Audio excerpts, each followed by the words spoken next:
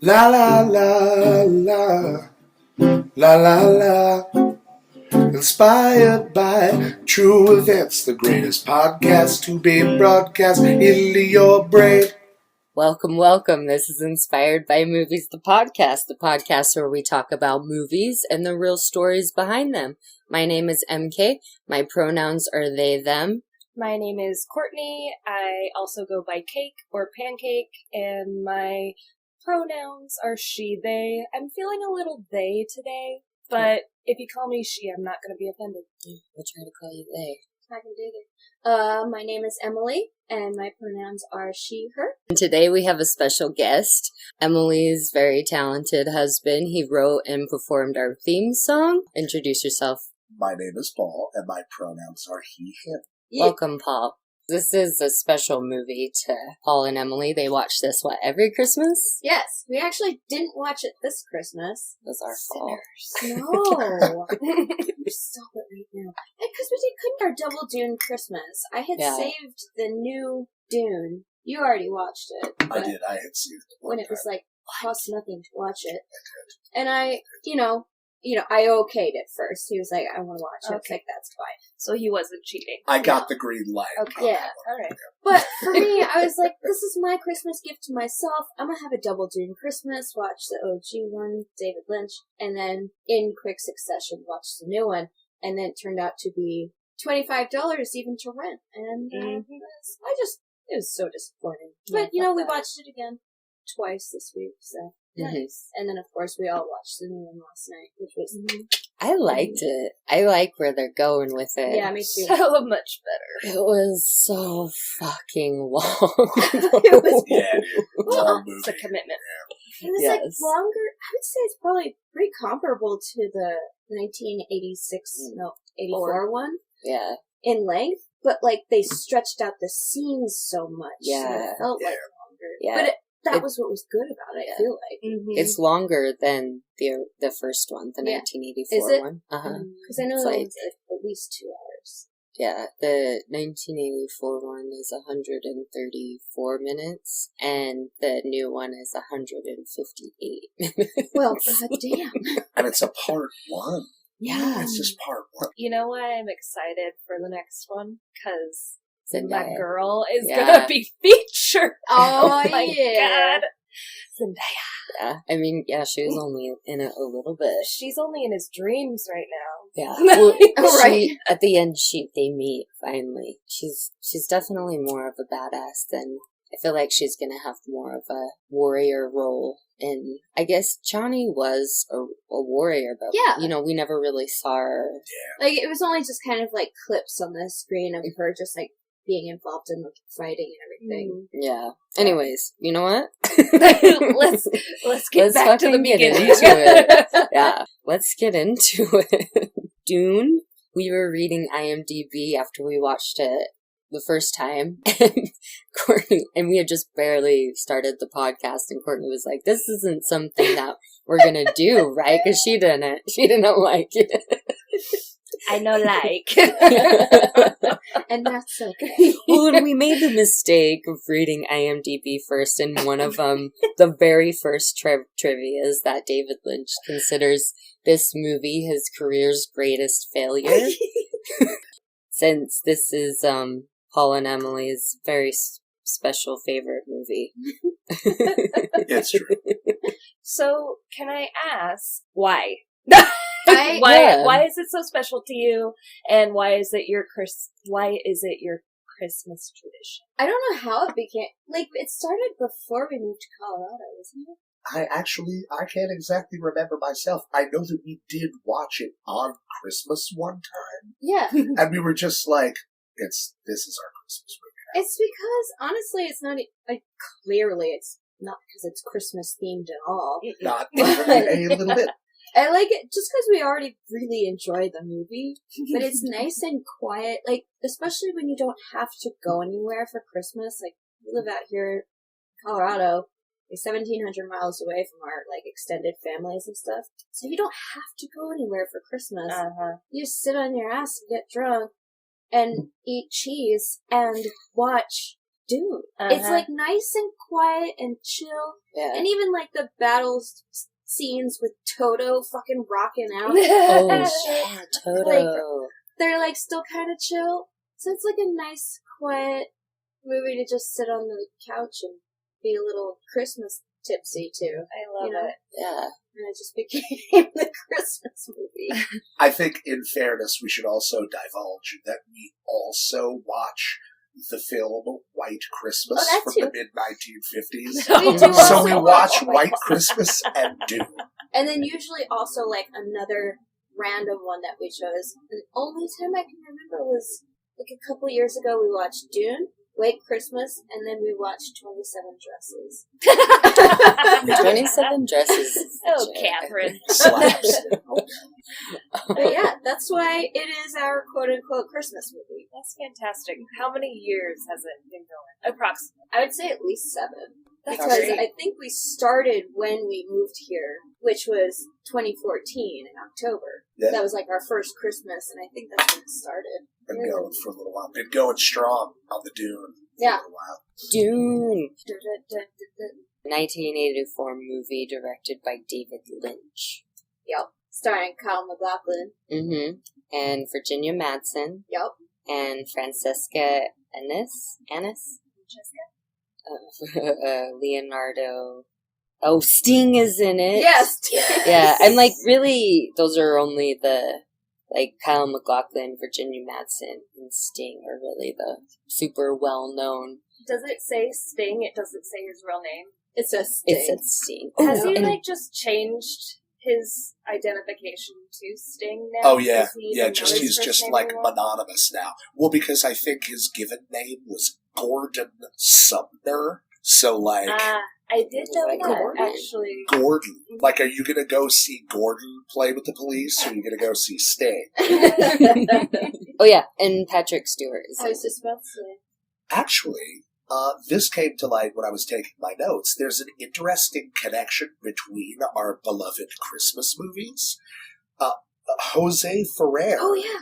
who plays the Emperor in the 84 one, is the father of Miguel Ferrer, who plays the character Albert on Twin Peaks. But Miguel Ferrer's mother, Jose Ferrer's wife, was Rosemary Clooney, who was in White Christmas. Yeah. Damn. Oh, that, buddy. that is crazy. Alright, so I am throwing it over to Paul and Emily. Hell yeah. All right. The movie is set in the year 10,191. The known universe is ruled by the Padishah Emperor Shaddam IV, and there is a lot of priority placed on a compound referred to as the spice that exists solely on the planet Arrakis. It extends life, expands consciousness, and apparently plays some vital role in space travel. The whole first part of the movie where that's being explained to us by the Emperor's daughter, her name is Irulan. She does make a note to say that there's a spacing guild who are in charge of space travel and stuff like that. Apparently in charge of a lot more stuff. I'm not super aware of their full purpose or significance, but even the Emperor answers to them. So I was thinking about that. It should not be far from our minds that Dune was a book written by Frank Herbert. We're talking about the films. Mm-hmm. And so, I didn't do my due diligence. I didn't actually read the book. I haven't read the books either, and it's bad. But they're... Not a requirement for this pod, Yeah. otherwise we wouldn't get you. But it had occurred to me that there might be more explanation about what the Spacing Guild is in the book. Yeah. Mm-hmm. So she's explaining that the Spacing Guild have been using the spice for over 4,000 years to achieve this space travel stuff, the folding of space to travel without moving, and the prolonged usage of it has mutated them into these weird slug dudes. It's real gross. I just love when she just fades away and she's like, "Oh yes, I forgot to tell you," and she fades back. It's like, "Oh P.S." It just seems so clumsy. And it's just wait, don't go. I forgot to tell you. You can only find it on Dune. You can only find this space on the spice on Arrakis. Yes, Dune. spice. And then she's like, okay, cool, I can leave now. Deuces. Hold up. Oh, yes, I forgot to tell you. P.S. P.P.S. That's right. P.P.P.P.S. Correct. Yeah. She's played by Virginia Madsen, and they're like Kyle MacLachlan and Virginia Madsen. They're just babies. All of them Yeah. babies. Babies. Except for Sir Patrick Stewart. Never been young in his life. Sir Patrick Stewart, Yeah. who in 1986 was still bald and like salt and pepper gray. Did Homeboy ever have a full head of hair? I don't think so. How old is he? He was Really? actually... Google it. I'll Google it. He was Let me get on 140 years old at the time. He's 81 years old. 81. Oh, God Get it, damn. Patrick Stewart. yeah. July 13th, 1940. In Muirfield, United Kingdom. What's that? No, it's pumpkin. Ow. I've got to... Gotta be quiet. High punk. It's like, quiet. I don't know the meaning of the word. It's like he sounds like a human imitating a cat. Doesn't he? It's crazy. He does. I made note of the opening credits simply because that's where you learn that all the music is done by Toto. Save for the Prophecy theme, which was composed and performed by Brian Eno, who was in Talking Heads. Oh. So, oh my god, it was pretty fucking rad too. That's all I had on the opening credits. I just love that. Toto just all This the music. is like Sick. the most 80s movie ever. Oh. It is like, how do you describe 1980s? Dude. Watch Dune. just listen to the Dune soundtrack. It's great. Dune and like David Hasselhoff's face, like, and that's the 1980s. Yeah. Yeah. Hassle. Don't hassle the Hoff. Oh, Don't you dare. I liked in the new one, it was Fremen that was narrating and not the princess. I like that a lot. Yeah. From the perspective of the people on Arrakis who were being oppressed. Mhm. It's Yes, Chani, exactly. isn't it? Yeah. It Okay. is. Yeah, Johnny, Chani. I like Played that. Chani is played by Zendaya. God, I love her so much. She's in so much. She's kind So of blowing up good. right now. She really is. Past the opening credits, it opens up to sort of the hall of the Emperor.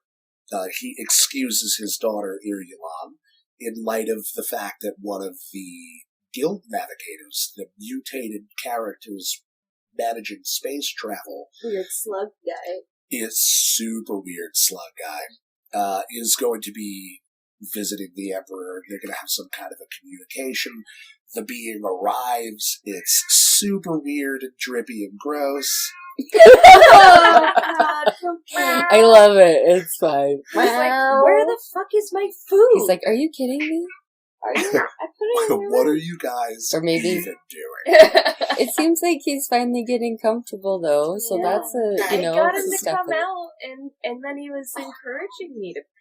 yeah, it's a step in the right It direction. is. It is. So he's really going for it. He really, I don't know. Well, it's just that he loves Dune so much. Yeah, He's like, Dune I have That something was- to say. Okay. It's funny because it's such a great, like, funny meow to be coming from a cat. The guild members, they're in those, like, black That's right. things, right? Yep. Those The- were made out of, like, weird garbage bags. Whoa. Yeah, I'll find the... See, and that's like one of the things that, like, it's like, okay, hate on the movie all you want, but like the costuming was, Oh, On yeah. point. I That was loved like it. the first But thing that I also liked they were made about of it. trash bags. Oh, they were body bags that were found in a disused fire station dating back to the early 1920s. Shut the What? hell up. The bags had actually been used several times, something that was kept from the cast members until after shooting was completed. No! They were using used body bags? Found in a fucking abandoned No. fire Thank you. Okay, station. so why?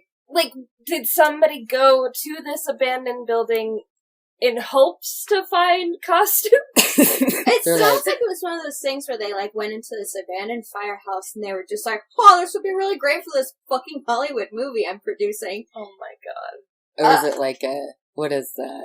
Like a Storage Wars place type of situation? Oh, it's just like I don't know, or like somebody just was like, we got to work out the costumes for the guild members. And, like, some guy on set, like, the sound guy is like, "Oh, well, I have a collection of used body bags I found in an old abandoned firehouse one time." They're like, "Perfect. I love it. It's love time it. to repurpose some body Can I bags, see guys. a picture of it? Why couldn't they just find a material like that? Maybe they were trying to save money on Yeah. production. I think I don't know. I guess. I think that it was makes on the sense. lower side of like budget movies. Really, I couldn't tell. You shut up. You shut your whorish mouth. Why don't you go back to your home on Whore Island? What's that from? What's that from? Anchorman. So here we meet the guild members. That's right, the guild navigator, And that's like the weird, like, The weird sluggy. I was dudes. never hearing. his entourage, speaking into a translator to be able to communicate with the emperor and, kind of all the imperial people there. Mhm. Reading the emperor's mind, like, I can tell that you're up to something. You can't hide anything from me. I'm a giant blob creature suspended in spice on the inside of this giant fish tank. Like, you're not going to hide anything from me right now. And so, the idea being that the emperor felt threatened by the growing popularity of Duke Leto, who was of House Atreides, of the couple of houses that have, the great families featured in the film, House Atreides and House Harkonnen, or Harkonnen, I guess they pronounce it differently in the new one. Yeah, Mhm. that's interesting. It could be either one, I guess. Harkonnen. Because in the 1984 one, they pronounce it Harkonnen, but in the 2021, Yeah. 2021, it's Harkonnen. So Yeah. I bet the author is like, you said it wrong the whole time. he was like, "Are you?" Way to fuck Frank it up, Herbert's guys. Yeah, just like, "Damn it, guys, you wouldn't listen to me." Have fun with your movie. Just mispronouncing everything. So. Yeah.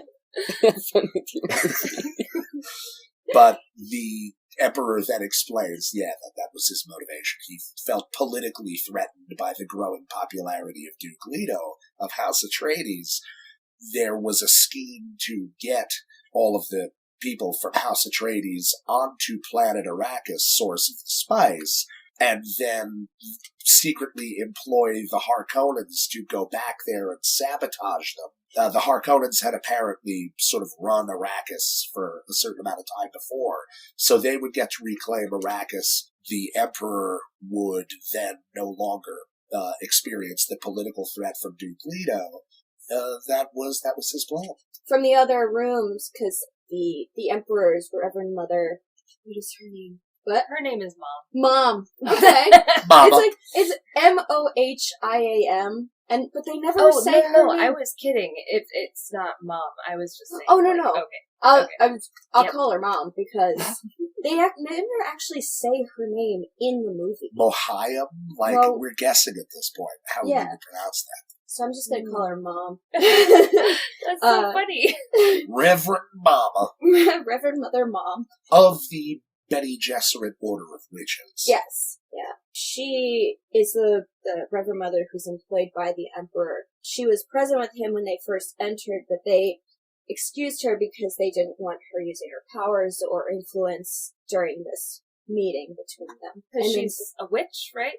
Yeah. Or Right. like, It's it's like a witchy sisterhood sort of deal. Bene Gesserit, the story behind them is they've been like manipulating bloodlines for like centuries in order to produce the Kwisatz Haderach, which is a super being, like a psychic super being that the Bene Gesserit can use to their advantage. I don't know if that's like politically or what, but I would assume so. But she's like in the other room using telepathy to kind of listen in on their meeting. And while they are having this meeting, the guild navigator tells the emperor that it doesn't really matter to him if Duke Leto is killed. What's important to him is that his son Paul is killed. And then he's all like, I did not say this. I was not here. And he backs the shit up out of that room. Like, That's fucking... right. The cosmic fetus. You just fucking drop a bomb. It's like, I didn't say it. With that information, she goes to the other, like, women who are part of the Bene Gesserit that, like, are occupying the palace. And she's all like, look into this Paul Atreides guy, because I think he might be important. And then it cuts to Caladan, a whole other planet where House Atreides is from. Yeah, the home world of House Atreides. Indeed. This is when Irulan, who's narrating, explains about the Bene Gesserit manipulating bloodlines. It's explained that one of Duke Leto's concubines, his favorite concubine, Jessica, has been ordered to produce only daughters for Duke Leto. But in her love for Leto, she has decided to produce him a male heir. So they can decide that in this universe? Apparently. Yeah. That's convenient. It's Yeah. good, though. Yeah. And so it cuts to a scene where it shows Paul in his room, and he's just researching other planets, reading about the Mentat. Yeah. Mentat. Okay, I kept writing the Mentat people, and then about Arrakis and the sandworms, the climate and weather patterns, just because, you know, they're about to head there. So Yeah. That's why they're going to. Yeah. The Mentats also, I think, isn't the idea that they consume some juice, the juice of Sappho or Safu, Yeah. that expedites thoughts. They essentially become human computers. Yeah. Yeah. Sapphic? Yeah. I was like, there's... And like the god of Sappho, These- right? That's yeah. where Sapphic The comes from, right? Mentats, right? Is that what it Yeah. is? There's a weird mantra. That MK is just rocking Yeah, out I right now. can't stop saying it, so... Yeah. I want to get it tattooed on me now. Yeah, I should get, like, in the new Dune, they just have, like, that There you stripe go. instead of, like, the weird stuff. I liked that they did that. Yeah. I was just like, I had like a hard time making the connection that was like, that he was the Mentat. I was just like, oh, it looks a lot better than like if a toddler was scribbling lipstick all over their mouth. And that's, Yeah. Exactly. talk about a Kool-Aid mustache. I know. Oh my god. Hey, I was 21.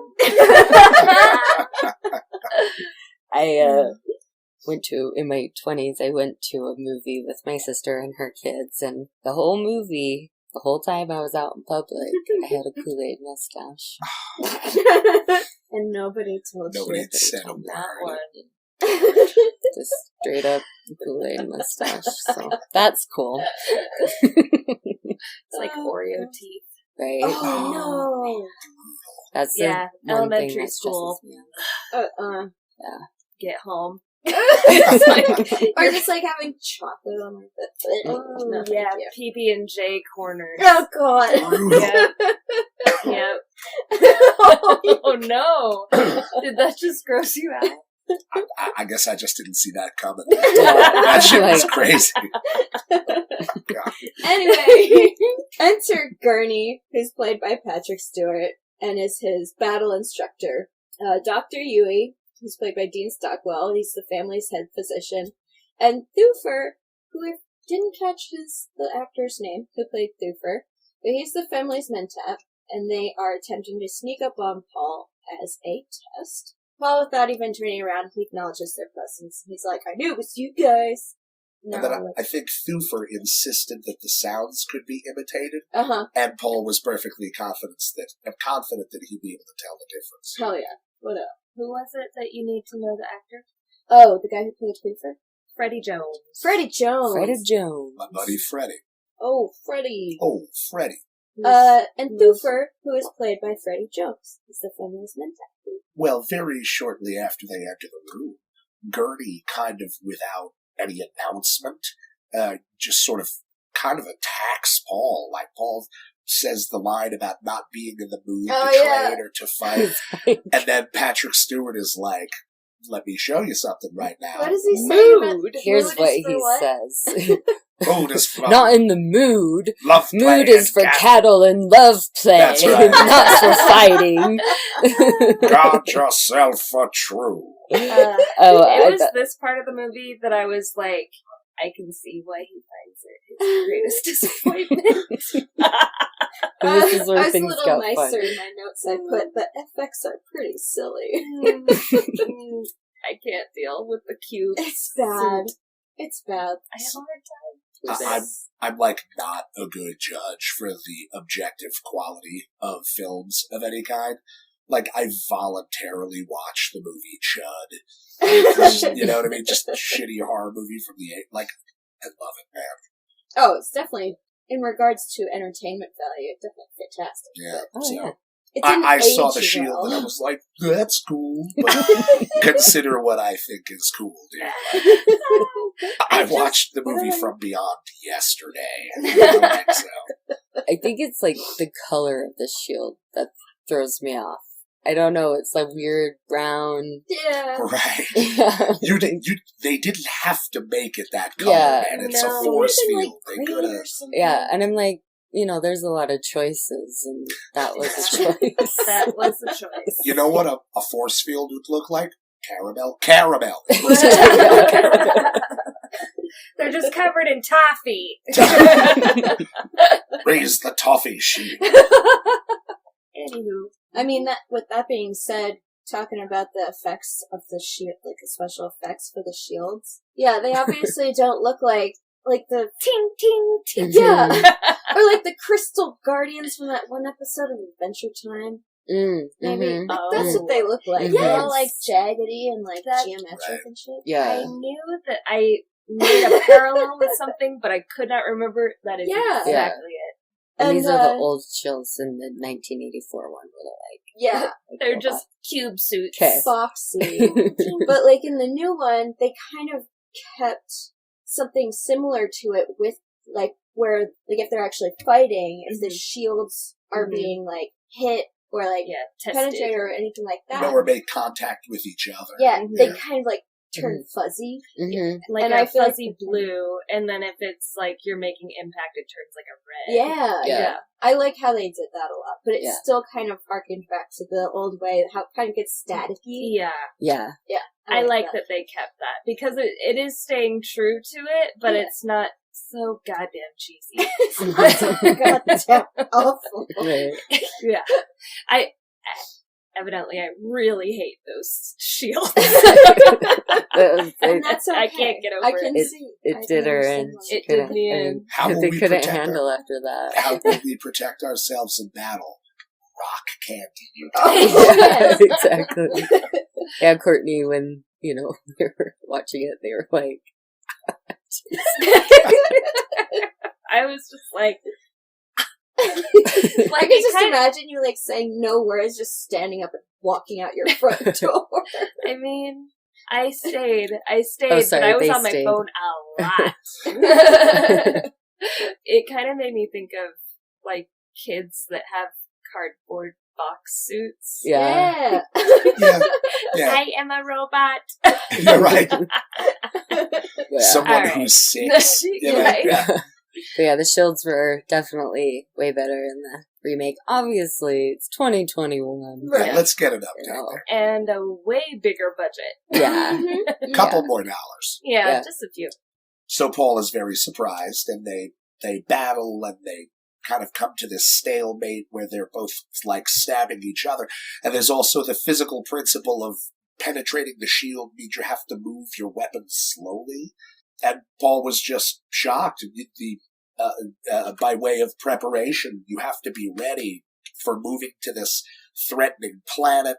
The weather conditions are terrible, and there's a mysterious colony of people who live on the planet called the Fremen, who long-term exposure to the spice has colored their eyes this kind of unnatural blue color, but that they're basically constantly potentially threatened, and you have to be ready for when they go there. There's also the possibility that there could be like Harkonnens left on the planet that mean to do them harm.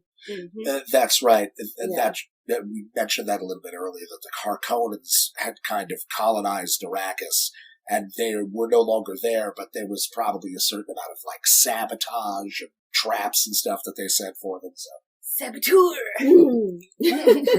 Sounds After Paul and Gurney kind of have their Well, I guess Spar. surprise A spar. Yeah, Sure. okay. After they have their spar, Dr. Yui explains to Paul that there have been sightings of sandworms on Arrakis as long as 450 meters, and while they don't know that much about the Fremen or their population, again, he tells him about how you can tell a Fremen from their bright blue eyes.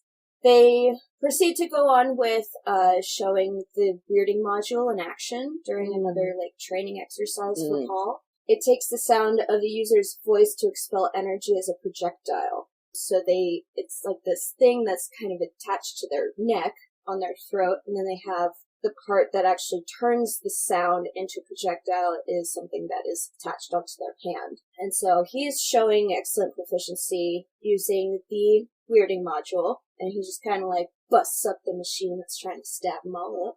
That was actually something I accidentally left this out. The opening scene where the guild navigator is visiting the Emperor, that was one of the things that made the Emperor nervous. The weirding module is a reference to a weapon using sound that House Atreides was developing alongside this secret army meant to use them. So the Emperor was not feeling that. And then it cuts to that scene where they're training him with the device itself. Oh yeah.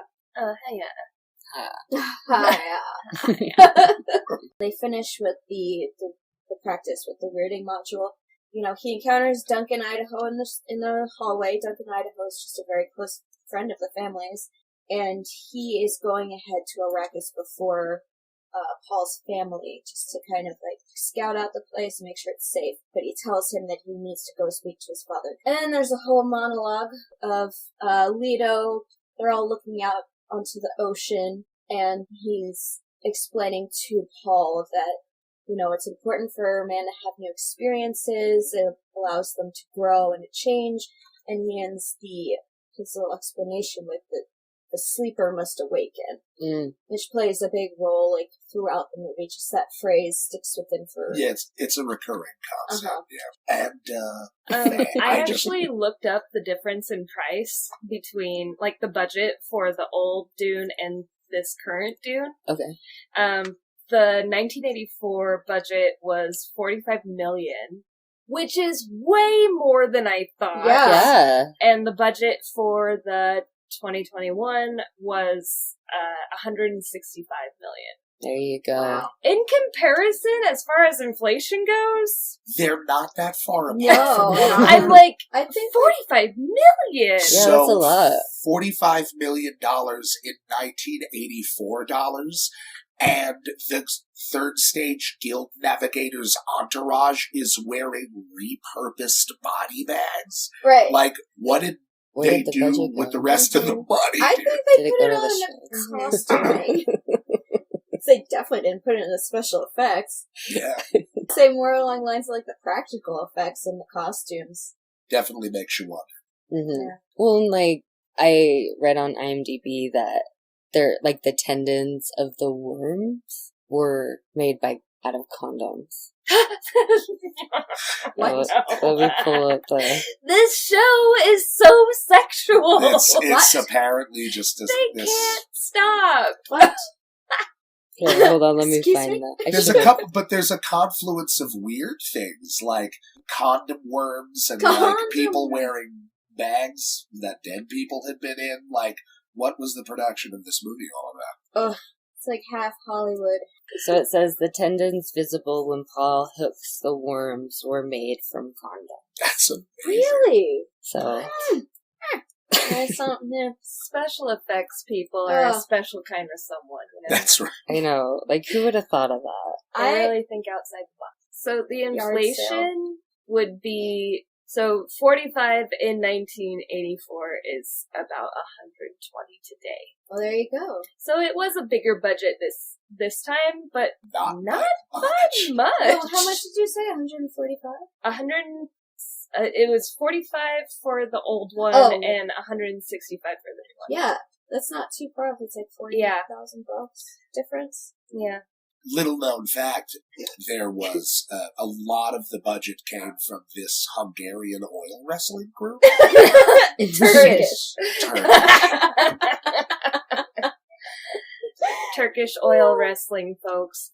Look it up. I just deep Google dived, and it's worth a Google. Yeah, they actually, all of the crowdfunding for the movie just came from that. I just want to say there's like one thing.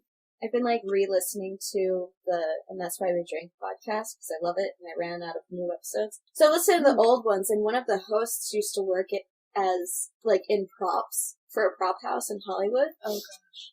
And they were saying about how every time you see Zooey Deschanel eating Cheetos on like New Girl or something, that they're actually carved baby carrots that they had hand carved themselves. And I was like, The hell? that's crazy. Just like That's baby carrots that have been carved to look like Cheetos. And she was a like, little- I can't eat this many. Yeah. Yeah. Yeah. Because the amount of takes that you have to do while eating every single time. Yeah.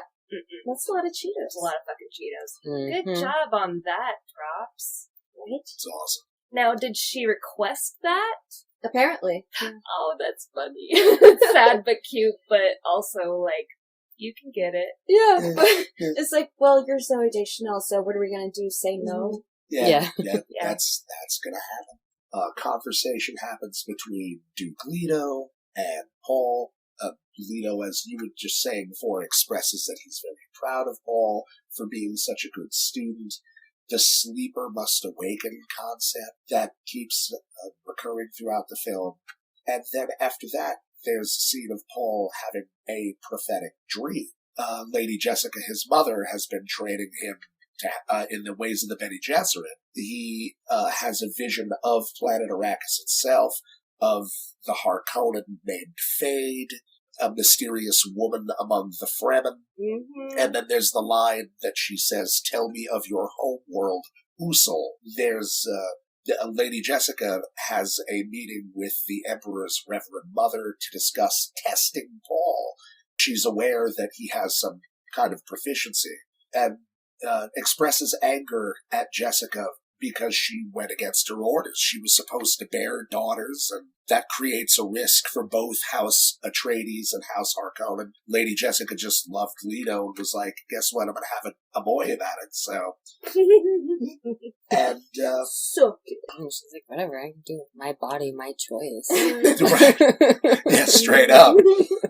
You're not going to tell me what kind of baby to have. Yeah. Bene Gesserit mother. So then, Doesn't like the Bene Gesserit mother with like, what are you like trying to give birth to the Quizzix Hatteract or something like? that's exactly right. Yeah. she, you're like, well, actually, yes. she was giving Jessica a hard time, like, did you really think that you could bear the universe's super being? Mhm. And she's like, actually, And you're like, yeah. wow. So, Sorry to say. it is Not by sorry. will I set my fucking mind in motion. Yeah. So the test ensues. The Reverend Mother speaks to Paul, tests out the Bene Gesserit voice on him, and he is capable of resisting it a little, which she found strangely encouraging, almost, it seems, in the 1984 one. And then he is made to put his right hand into a box that little by little there's like discomfort and then heat and then outright pain. And she's holding at his neck this poisoned needle called a Gom Jabbar, the mission being to resist the urge to remove your hand from the box. Only an animal would do that. So, and he, relying on some of the training that he got from his mother, manages to sustain a fantastic amount of physical pain. She tells him to take his hand out after removing the needle away from his neck, pulls his hand out of the box and sees that he's perfectly fine. It was some kind of nerve induction in the device.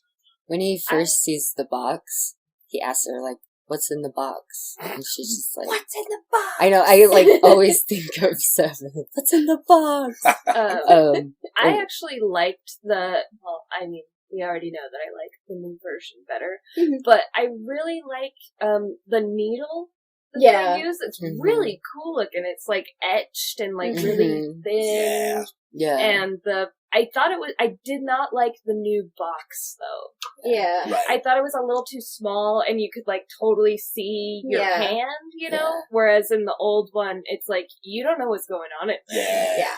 Yeah. And he's There's like, no way to peek inside. yeah. And when he's like, "What's in the box?" Just pain. Like, there's a whole lot of ouchies in there. I know, a lot of pain. Again, kink. It's like, what's in the box? Come find out. Something real weird. What's in the box? Weird shit. And during this part, he's like repeating a mantra to kind of help him get through it. Fear is the mind killer. Yep. I must not fear. Fear is the mind killer. Yeah.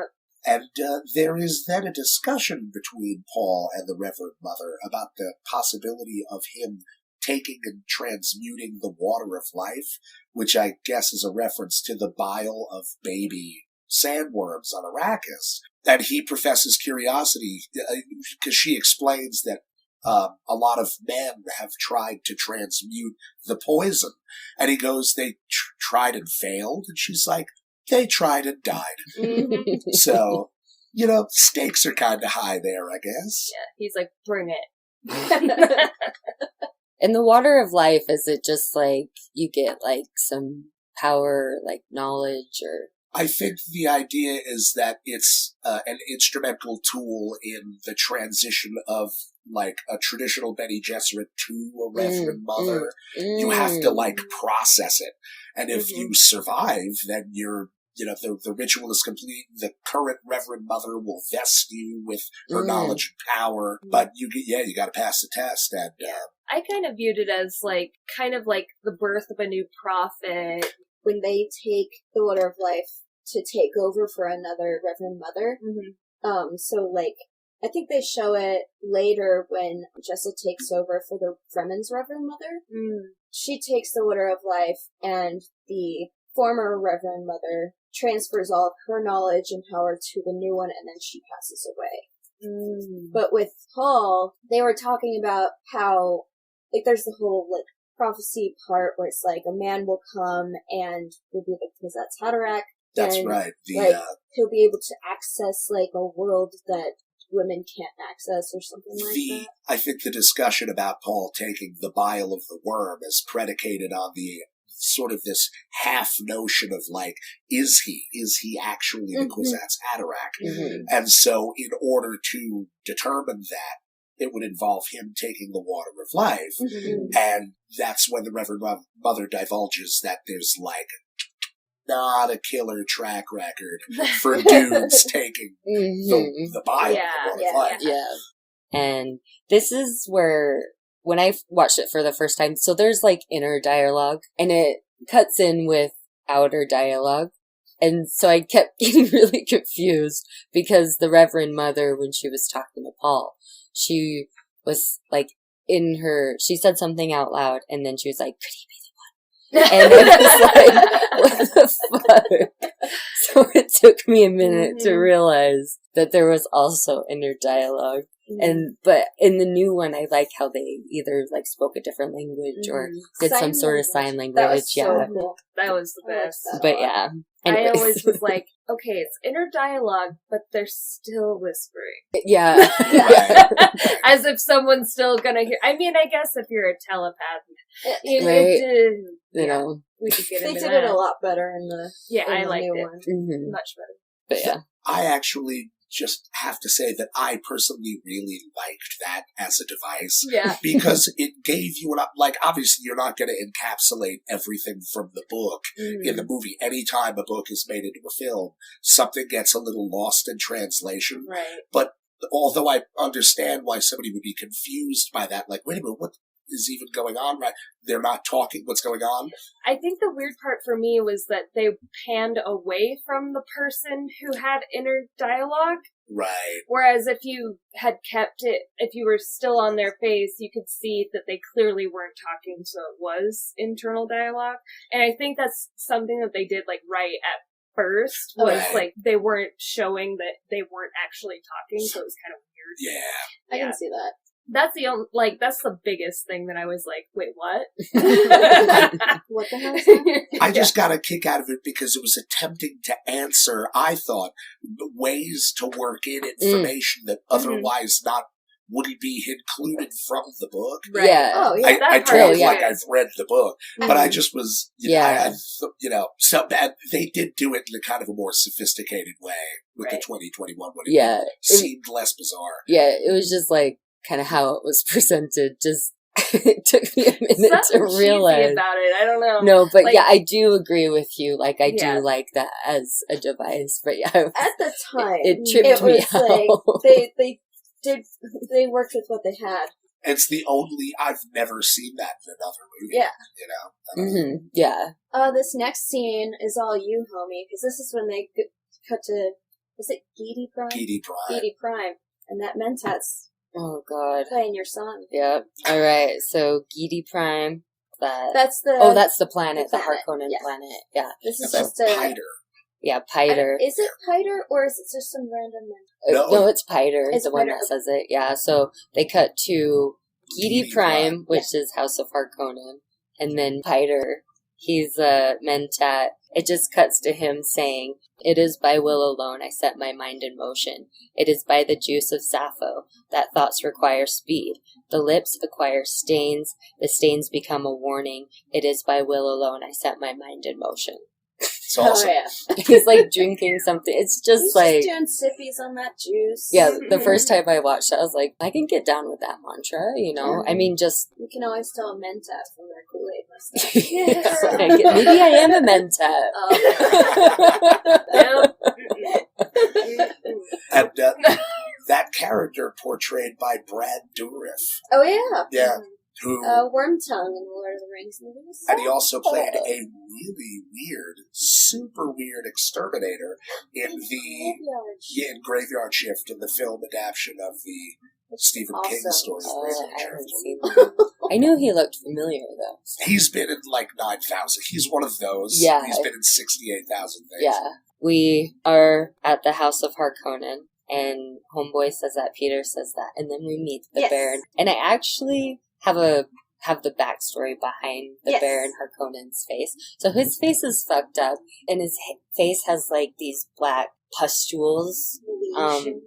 So it says Baron Harkonnen had been demanded by the Gaius Helen Mohiam to conceive a child for the Bene Gesserit breeding program, which Baron Harkonnen refused because he's a homosexual. He reluctantly agreed, but his first daughter turned out to be too weak for the sisterhood's taste. So Gaius Helen Mohim returned to Geedy Prime to conceive another child, but Gaius Helen Mohim was stunned by a neural scrambler upon arrival. Baron Harkonnen raped Gaius Helen Mohim, from which another daughter had been conceived, and Mohim decided to punish the Baron by giving him a disease which destroyed his physique and made him obese. Well, shit! Yeah. I had never heard that. Yeah, there's a prequel book called House of Atreides that explains that. It's really interesting. Yeah. All I have is that there's some classic Lynch ickiness going on in the Baron's quarters. Oh, yeah, just meat. Just in weird places. Yeah. All bad things. Yeah, so I this can't guy... watch him when he's on the screen. Yeah. My mom won't watch it either. Yeah. She's like, alright, bye. Yeah. Call me back when And this scene is over. Yeah. Yeah, the Baron is absolutely disgusting. I mean, punishment waiveth the crime. When I learned that, I was like... Yeah, what an asshole. Yeah, I know, and, you know, it is in that same scene, it's revealed he's also gay. So. It's one of those things where everyone sucks. Because, like, she's making him conceive a child when, you know, he's a homosexual. Yeah. He doesn't want to be involved in all that. And then he's like, fine, I'll do it, but the daughter's too weak. Yeah. So they're like, we have to do it again. So, not justifying his actions, but it's a shitty situation to be in. Yeah. And the Baron... God. He's Yikes. covered in Can't deal. all these... I like him way better in the new version. Dude, the new one, he's a lot scarier. Yeah. Really? He's, Like, just like where he's like sitting there and he's talking and then like he just like rises up. He's not flying around like in the 84 version where he's just flying around acting like a nasty idiot. like, you could tell he's on, like, a rope or Yeah. something. Yeah. Right. Yeah. He might as well be doing a flip in the air. Yeah.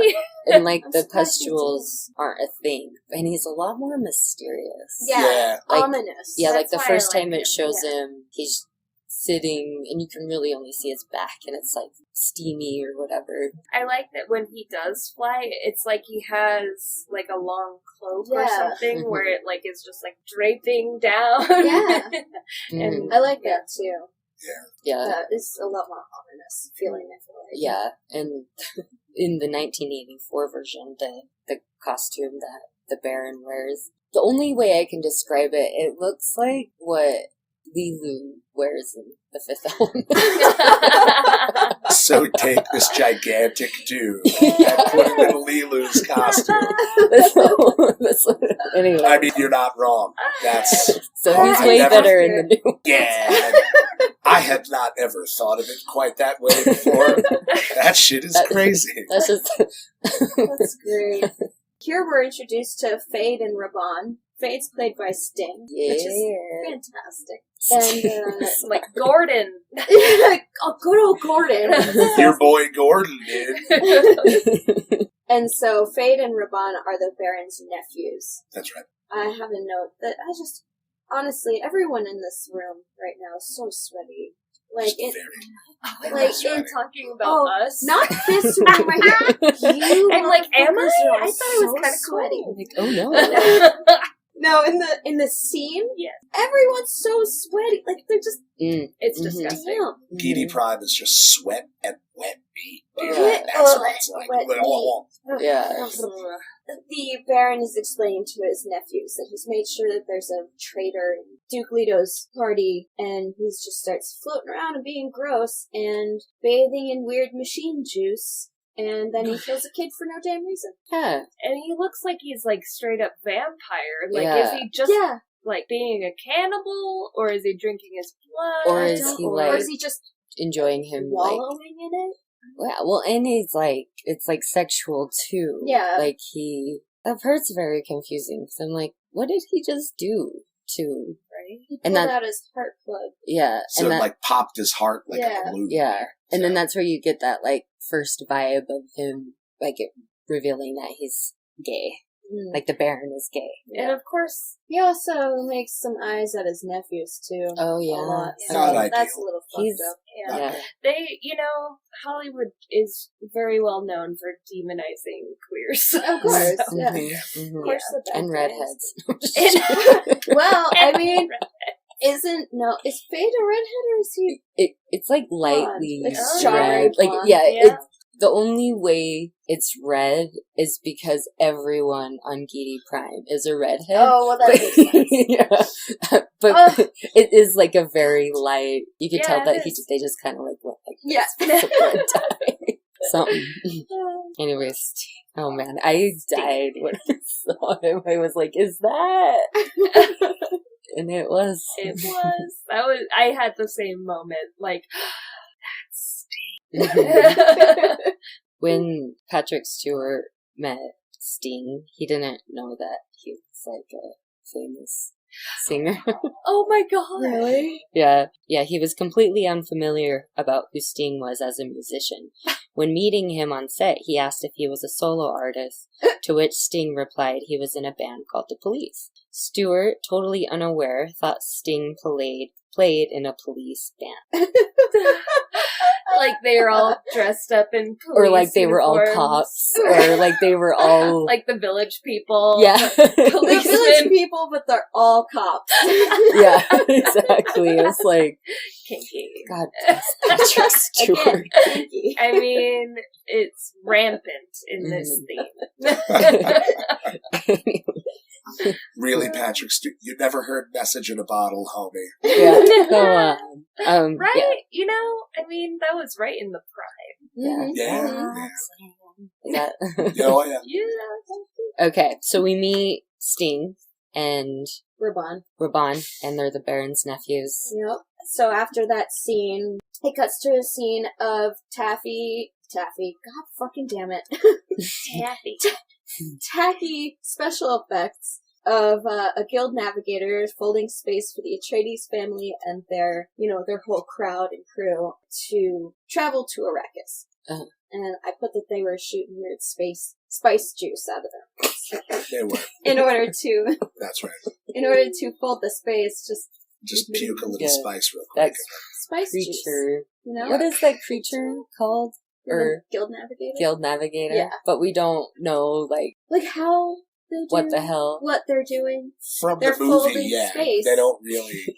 They're just, yeah. They're just out there They in just wear space. fucking body bags and Yeah, that's the Guild Navigator's like crew. You know what I mean? Yeah. That's his like. Yeah. You know, The Guild his ride or Navigators. dies are just wearing body bags. Yeah. They could have just gotten trench coats That's and made not- them cool. That's not Yeah, spacey enough. and, It's not. You gotta get weird. You gotta get bags of dead people for it. I want to know what their reaction was when they were told. Really. I can't get past it, MK. That's okay. I'm sorry. I don't know what to. I guess You did this. that's one deal that can't be undid. You can't take that fun fact away. Yeah. Anyways. It shows Leto talking to Duncan, Idaho, about I just love his name. Idaho. Mhm. And then also, he's played by fucking Jason Momoa in the new one, and it's so good. He just Yeah. has so much more of like a presence in the new one, and I really love it. And it's probably because of Jason Momoa. I still feel I mean, like. I'm not mad. Yeah. Nope. I'm the opposite, really. Yeah. of mad. I still feel like his role. I don't know. I just feel like he kind of gets gypped sometimes in movies. Yeah, I mean, And- Aquaman? Yeah, Shit. Aquaman. And then this movie, yeah, he had a really, really good role. Well, maybe we don't know. Maybe he's gonna have more, Maybe he comes back. or was he killed?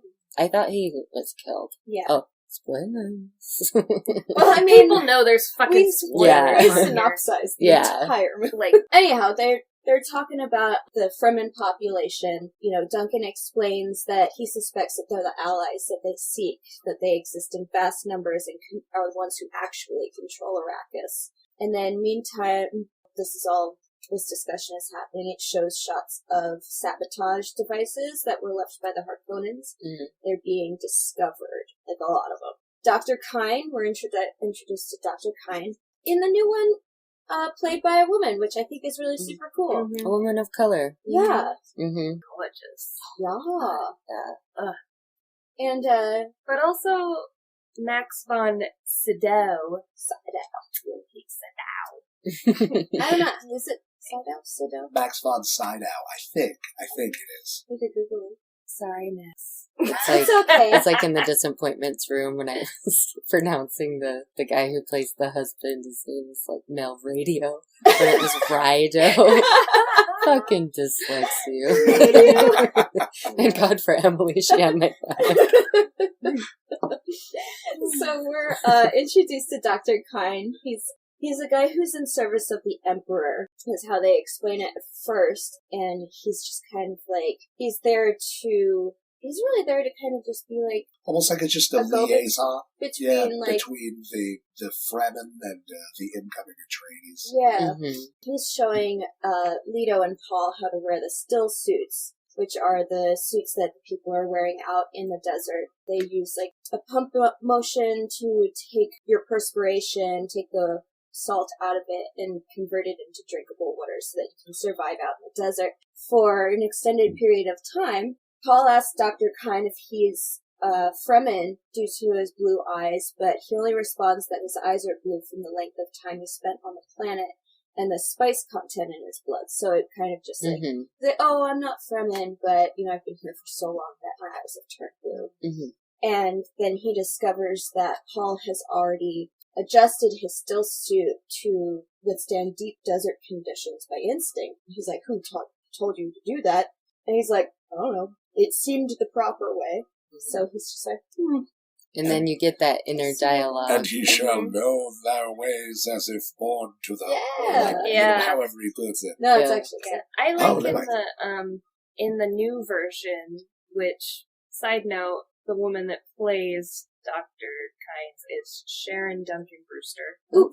I like that the way that she acts through that part, like the way she's checking their suits, I don't know why I like that more, but like she only like looks at him for like a second, like she's like, your cuffs, like how did you Mm-hmm. I don't know, I was just like, she's pretty great. I don't know. Yeah. I love her. Yeah, I like No, I think that. she did a really good job. Mm-hmm. And in the 2021 one, she says it in a different language. Oh, yeah. That's right. Yeah, so it's like, okay. Yeah. Because I was wondering, I was like, this is it. This is where they didn't really address the inner dialogue. But I'm like, there's no way that she could. I think that's why I liked it. Yeah. I think that's why. Yeah. So it cuts to a scene where they're flying craft. Dr. Kind is, piloting a craft with Leto and Paul in it to go and see one of the spice harvesters, like, in action. In the new one, I liked that they looked like dragonflies. Yes! It was cool. Yes. It was they were, really like, cool. What did they call them? Ornithopters. Ornithopters. Yeah. There Yeah. you go. And Leto even makes a reference to Paul going, quote, to the back of the thopter. At Oh, one point. yeah. It was wild. Oh, wow. Kynes explains that the vibrations of mining attract sandworms and their procedure for rescuing workers and equipment. Paul starts to become suspicious of Kyne actually being Fremen because of its extensive knowledge of the planet. Thinks he's hiding something about this spice and its relation to the worms and everything. There's a short cutaway to Dr. Yui is tending to like Harkonnen corpses that they've been finding on the planet, and he's doing like an x-ray of one of the bodies, and he says, there's my note, there's like a message inside like a little tube in one of the corpses, so like we don't really know what that's all about. Seems a little shady. The Baron like mentioned earlier that we have a traitor, so it's like okay, so it's already kind of on your mind, but you don't really know for sure. Yeah, because it's just kind of like, I don't know, at least for me, whenever I'm like watching this, I've seen so many times, but I still like that part where he mentions there's a traitor in his party or whatever is like far enough away from just like this little blip of like a sign, so it's just kind of like, what's that about? Like, they go back to Leto, Paul, and Dr. Kyne on The spice harvester? They're not on the spice harvester, they're just like in a ship. Yeah. Like a little ship going to the spice harvester. That's right. And they receive worm sign, which is evidence that a worm is nearby. And so they're calling down to the harvester to warn them about the worm. And David Lynch makes cameo as a worker on the harvester. I say he likes to do that in his movies because he's a babe.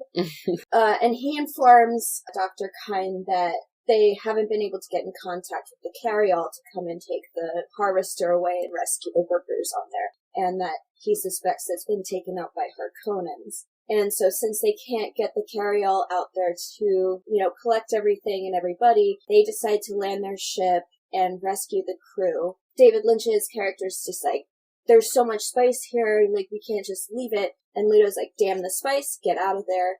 And they are watching, they get everybody onto their ships, and then they take off and they're watching as the worm just like consumes the harvester out of the sand, and it's just so, I don't know, I love that scene. It's just like it's so powerful and like scary. Yeah, because it's very scary. you don't think that they're that big, because when they see the worm sign, it's like sand is moving, but I don't know, I was under the impression that they were a different size, and then when it comes up and just devours the thing, I was just like, okay, so that's what we're working with here. I see you, worm. Yeah. And when like Leto's like, damn the spice, Dr. Kyne's like, he cares about his men. He does love the spice. Yeah. Like, which is a big deal given that the Harkonnens were there before and were not cool dudes. Exactly. Not rad. I also made a note that as they're watching the worm, Dr. Kynes is reciting a prayer that actually, I didn't catch this until this like watch through where I'm like really paying attention to the details, but he is reciting a prayer that implies that he is either in fact a Fremen or is more heavily allied with them than previously thought. So I saw that and was just like, I don't know. I mean, I've seen the movie like 4 times, and I didn't really know that the Harkonnen planet was called Kitty Pryde. So there's that. In the new movie, Dr. Kynes, there's a reference to her having been married to a Fremen. Oh. Yeah, I I didn't think catch that was the idea. Yeah, yes, that. So she was like literally married. So definitely allied. Explaining the prayer that Dr. Kynes is saying in the ship. Yep. All that, Paul's starting to, his suspicions that Dr. Kynes is in fact Fremen starts to become a little more apparent, and then he also acknowledges and appreciates Dr. Kynes. He appreciates the fact that Duke Leto values the life of his men over the spice harvest. Yeah. Then it cuts to a scene where Jessica and Dr. Yue are inspecting the maids and the servants, and Yue's making sure that they haven't been medically tampered with by the Harkonnens. And so in order to make sure that everybody's legit and everything. But in that crowd of the maids and the servants and everything, you see Shadow Mapes.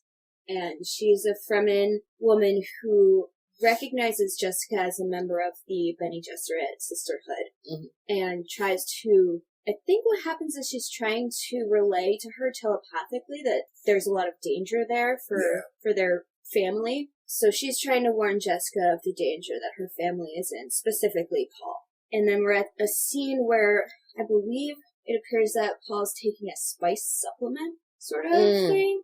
And that starts inducing kind of like visions for him. Like he doesn't know it yet, but they're kind of prophetic visions where he's seeing images of Reverend Mother Mom, the one that's in the employ of the Emperor. A second moon. He's, the phrase "the sleeper must awaken" is kind of repeating to him while he's having this like waking dream. He calls them. While he's having this waking dream is when the hunter seeker comes into his room, which is just like this like floating poison dart thing, which in the first one, like, you get it, like, you get the gist of it, but in the second one it looks way cooler. Yeah. It looks less like... It looks like a big old mosquito. Yeah. More which I hate. You're like, I love it and I hate it all at the same time. Like more... Mosquitoes. No, what are you saying? It seems more threatening because it's harder to spot. Mm-hmm. Yeah. And it's more, like, camouflaged into, like, you expect to see a bug somewhere. In the first movie, it literally just looks like a tube with a needle on the end. It might as well have a glow stick on it, too. Right. And you can see it from a mile away. Yeah. So this hunter-seeker enters Paul's room, and it's piloted by somebody who wishes him ill will. He remains still, plotting to grab it out of the air while trying to think of who might be operating it. As Shutout Mapes, one of the Fremen housekeepers, opens his door to, like, bring him, like, blankets or towels or whatever, the hunter-seeker senses that movement and starts shooting towards the door, and that's when he catches it out of the air, and Shutout Mapes is like, "You just saved my life." Mm-hmm. And he's like, "No, I was the target, you just moved," and, like, he acknowledges that, like, he knows somebody's trying to take him out. Mm-hmm. In the 84 one, I think the idea is that he didn't know, and or maybe he knew that somebody was trying to take him out, but shout out Mapes as, like, payback for the kindness of her life being saved, says that it's known to us that there's a traitor in your house. Mm-hmm. So that's at the moment where Paul becomes aware. Yeah. House Atreides security discovers the corpse of the kid that the Baron killed, just mindlessly pulled out his heart plug and, like, bathed in his blood. I'm guessing they, like, left him there as, like, a threat. Yeah, that tracks. They were no doubt none too pleased to be displaced from the planet. The Atreides security discovers the corpse of the kid that the Baron had killed just for morbid revelry reasons, and a meeting is held to ensure that the palace is secure and extra security is placed everywhere. That leads to Paul having a premonition about his father being drugged, which is immediately followed by a scene of Duke Leto walking the halls of the palace, regretting not having married Lady Jessica, stumbles upon the corpse of Shout-Out Mapes, and she's close to death, And as he kneels to help her, he's shot with a poisoned dart by, as it turns out, Dr. Yui. It turns out that he was the traitor or the mole, the House Atreides. But paradoxically, Yui explains to him that even though he sabotaged the generators and destroyed the weirding modules, and that Leto was quote-unquote already dead, there was a plot to kill him no matter what, he gives Leto the opportunity to, for selfish reasons, but he gives Leto the opportunity to kill the Baron himself by installing a poison tooth that if he bites down on it and it exhales, there'll be like a burst of poisonous gas and he'll be able to kill him. I'm noticing in the notes here just that scene of Dean Stockwell going, the tooth. Just the zoom into his mouth. His like and mustache. And he doesn't he tell Leto, he's like, I'll take care of Paul and Jessica. Yeah, you're like, thanks for the favor, bud. Yeah, and he like totally hooks it up. So it's like, I always thought this was a really interesting, or this time around I thought it was really interesting just because I don't think I really noticed like the nuances of it in like watching it previous times. But this whole like plot arc of Dr. Yui's betrayal of like, Duke Leto, but also he was doing it. So I think maybe I might have forgotten to say earlier, but there's a scene where he's talking to Jessica, Dr. Yui is, and she's questioning him about his wife. And he is being very vague about, like, the Harkonnens obviously did something to his wife. We're not sure if she's being held hostage, being tortured, or if she's been killed by the Harkonnens. And so Jessica just kind of assumes that the Harkonnens had killed his wife, and that's why he harbors this, like, great hatred towards them. They don't have that scene in the new version of it. And so I feel like that doesn't really, like when they reveal that Dr. Yui's the one who's the traitor in their midst, like in the new one, it's not as, like, hard-hitting as, like, it's not as, like, shocking as the first one where they already had that discussion and she's recognizing that she trusts him because, he's got this imperial conditioning, he has the trust, like, he can't lie to them and stuff. It's revealed that he actually is the traitor, but it's for reasons because his wife he was under the impression that she was being held hostage by the Harkonnen. And their deal with the Baron and Dr. Yui was that if he killed Leto, then they would release his wife to him. And so he was like, I'm just going to drug you, and I'm going to give you this opportunity to kill the Baron, but you were a dead man anyway. This is why I, like, agreed to do this, like, traitorous shit.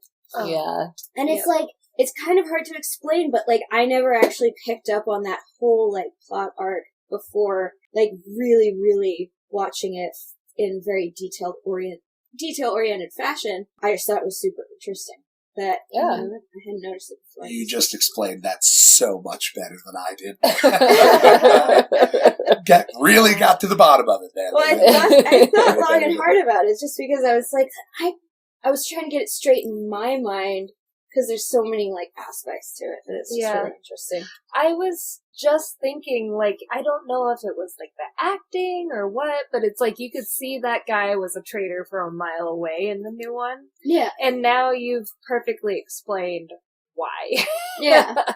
Yeah, so, like, that was something I missed. There's none of that, like, I don't know, like, the suspicion wasn't put there in the new one. Mm-hmm.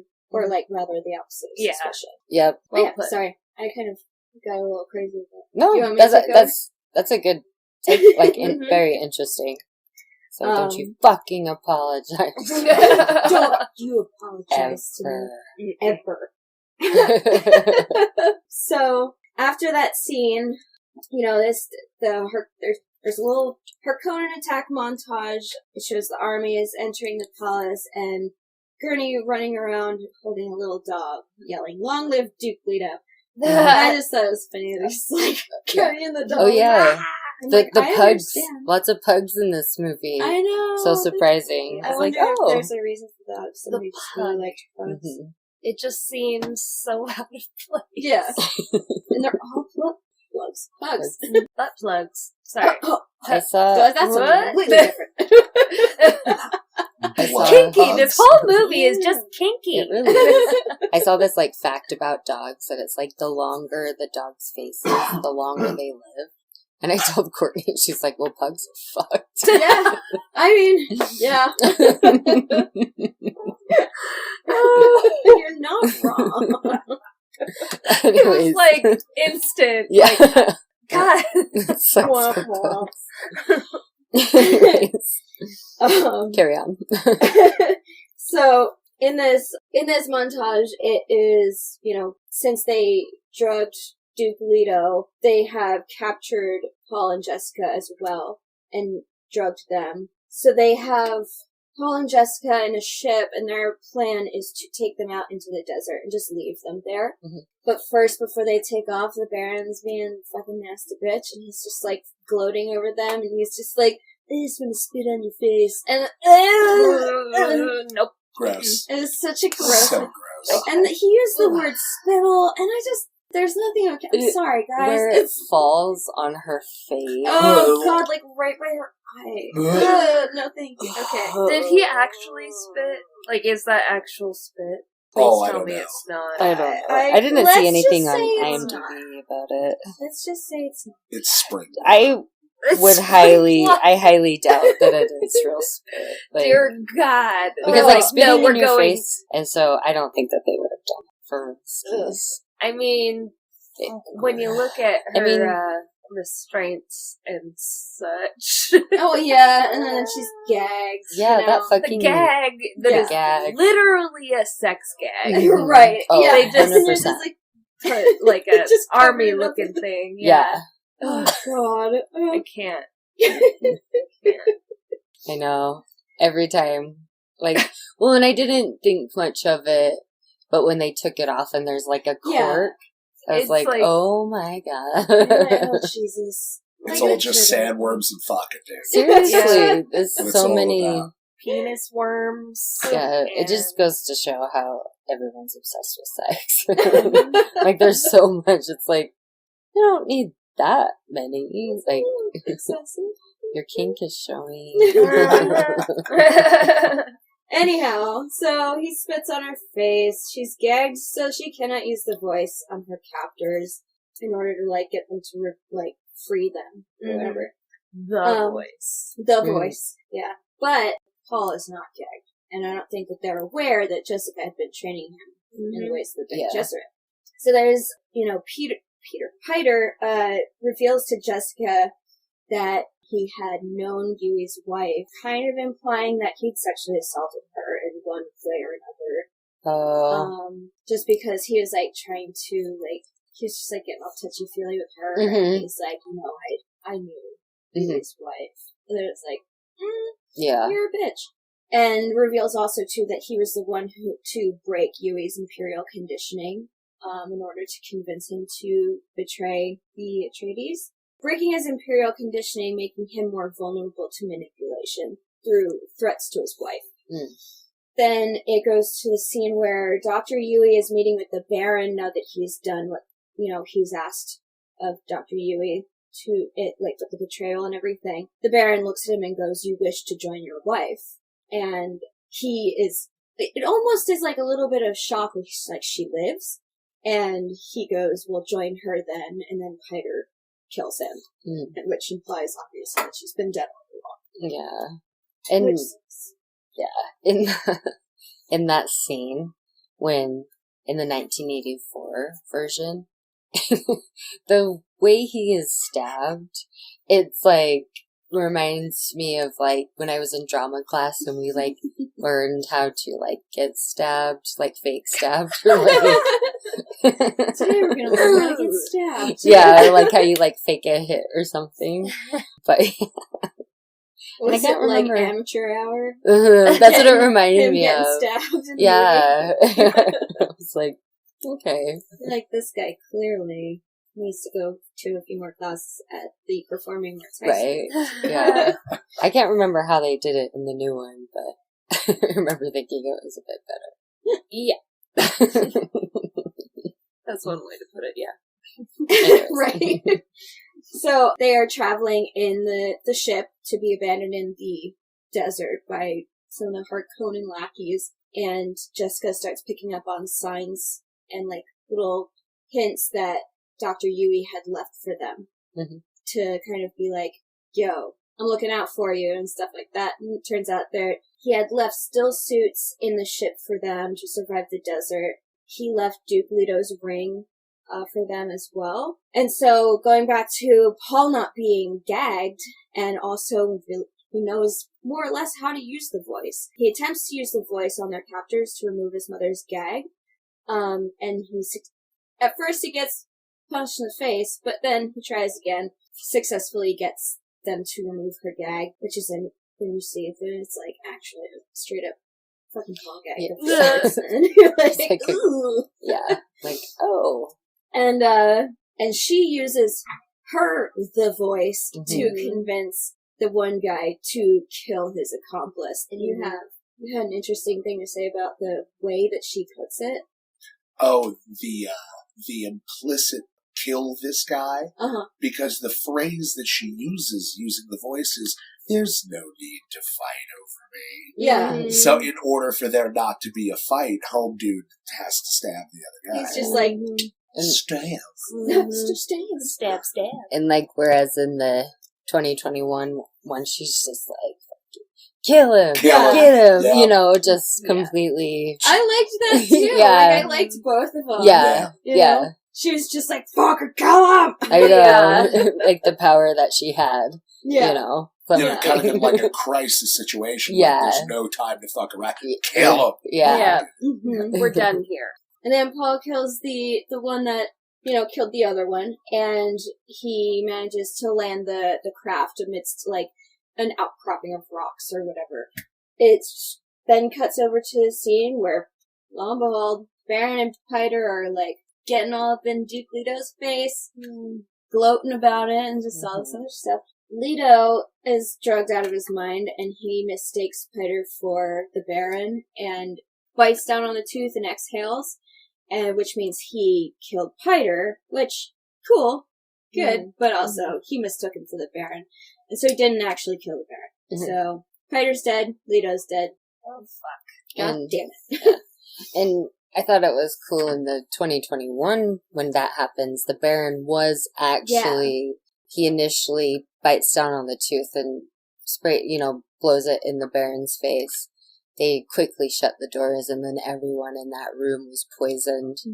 And then, to reveal that the Baron is in some sort of healing something or another. So. Some sort of, rehabilitative. Yeah. Something. Goop. Yeah. Healing goop. Yeah. Just it looked like a pool of tar with, yellow on top or something. I'm just thinking about Frankenhooker now. About that freezer full of purple goop. Oh God. That was Zora. Oh, Zora. Paul and Jessica, after landing the devices they were flying in, find themselves in the forbidden South Polar region of Arrakis, and they needed to find shelter because the crash of I said they landed, but I guess it was a little rocky, and the impact was likely to attract a worm, so they're seeking shelter in the rocks. Paul has another prophetic vision, realizing that someone soon will be referring to him as Muad'Dib, and explains to his mother about how he just had this waking dream and his growing consciousness that the spice is not just changing him physically, but also changing his consciousness, and then connecting that his mother was well aware of that. You knew that this was going to have this effect on me. He senses that Jessica is pregnant with his sister, and vows in the name of his father, who was recently killed, to destroy the Emperor and the Baron. Paul discovers that Dr. Yui left the plans to build more weirding modules. They plant the thumper to distract any worms that their escape may attract. Can I make a note about the thumpers? Let's talk about the thumpers. Kinky. Can I get... Seriously. Just pound it. Pound it. Lay into it,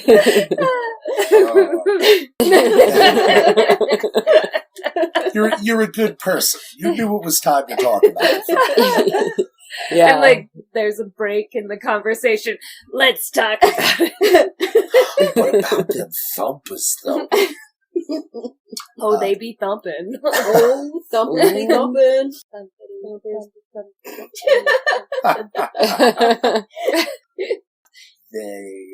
Yes, Dr. Yui had left the plans for the weirding module.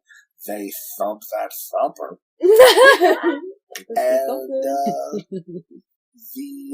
And in fact, there is a worm that appears that chases them to this rocky region where they take refuge. They leave when it's apparent that someone else has set up another thumper somewhere. Then they realize that they're not alone. The next scene, and I see in the notes here about how the scene is kind of clumsy and rushed. In the span of like 5 minutes, they find a Fremen tribe. Jessica subdues Stilgar, their leader, in like 2 seconds. Which, I don't know, maybe Ben and Jensen also have like a ton of like physical or like martial arts training. But, they come to an agreement that if Jessica releases him, they'll protect Jessica and Paul in exchange for teaching the Fremen tribe about what is referred to as the Weirding Way, which I guess is the, like, proprietary battle system that the Atreides were coming up with. The only reason I said it was, like, really clumsy is just because, like, this whole, like, hostage and negotiation thing happened within, like, the span of 2 minutes. Yeah. Like, it was just like, ha ha, I got you. And he's like, oh, well, if you do this, then we'll keep you safe. And she's like, well, okay. Yeah. And I'm just like... Yeah, and Paul's, like, run off. A lot happening. A lot of information and a lot of stuff that, like, shouldn't have been so quick to happen. Like, it was just so rushed. Is this something... I'm trying to place it in the new Dune. My stories are crossing hard. This is where the new Dune is. This is getting towards the end of the new Dune. So they're actually going to properly tell that part of the story. Yeah, I should hope so. Yeah. Well, because I think they met them.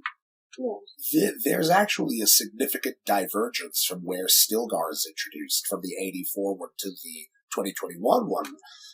The rushed scene in the 84 where they meet, Everett McGill playing Stilgar, and all the shit happens in like 2 seconds. If you guys remember, Stilgar is brought before Duke Leto in the new one, and he spits, but like as a gesture of like, here's some moisture. Yeah. So that you... And then Dr. Kynes explains why it's not an insult. I forgot about that. Josh Brolin's like, oh! Yeah, he was, as Gurney was ready to, like, take him down, but there was like, no, we take it in the spirit that it's intended. Right. So there's a very, very different way of introducing that character. Mm-hmm. Right. Josh Brolin can get it. Oh, yeah. Josh Brolin plays Patrick Stewart's character, Gurney. Yes. And, yeah, he can totally get it. I didn't realize that, well, like, I know now, but for a long time I didn't realize that he was Thanos. Yeah, he's Thanos. Yeah. I don't think I realized that either. Oh, okay, I feel better. I did not realize that I had was no Thanos. idea. Oh, wow. Mm-hmm. Well, shit. I know, he went from... like, all of the things that you had no idea that he was. All of them. Yeah. Seriously, He went there's a lot of things. The brother in Goonies, to the dude that killed Milk, to Thanos, to Gurney. And everything in between. Yeah, everything in between. Yeah, he's a great actor, and he's still going strong. Yeah. Hell yeah. But yeah, he can totally get it. Can we talk about that thumper?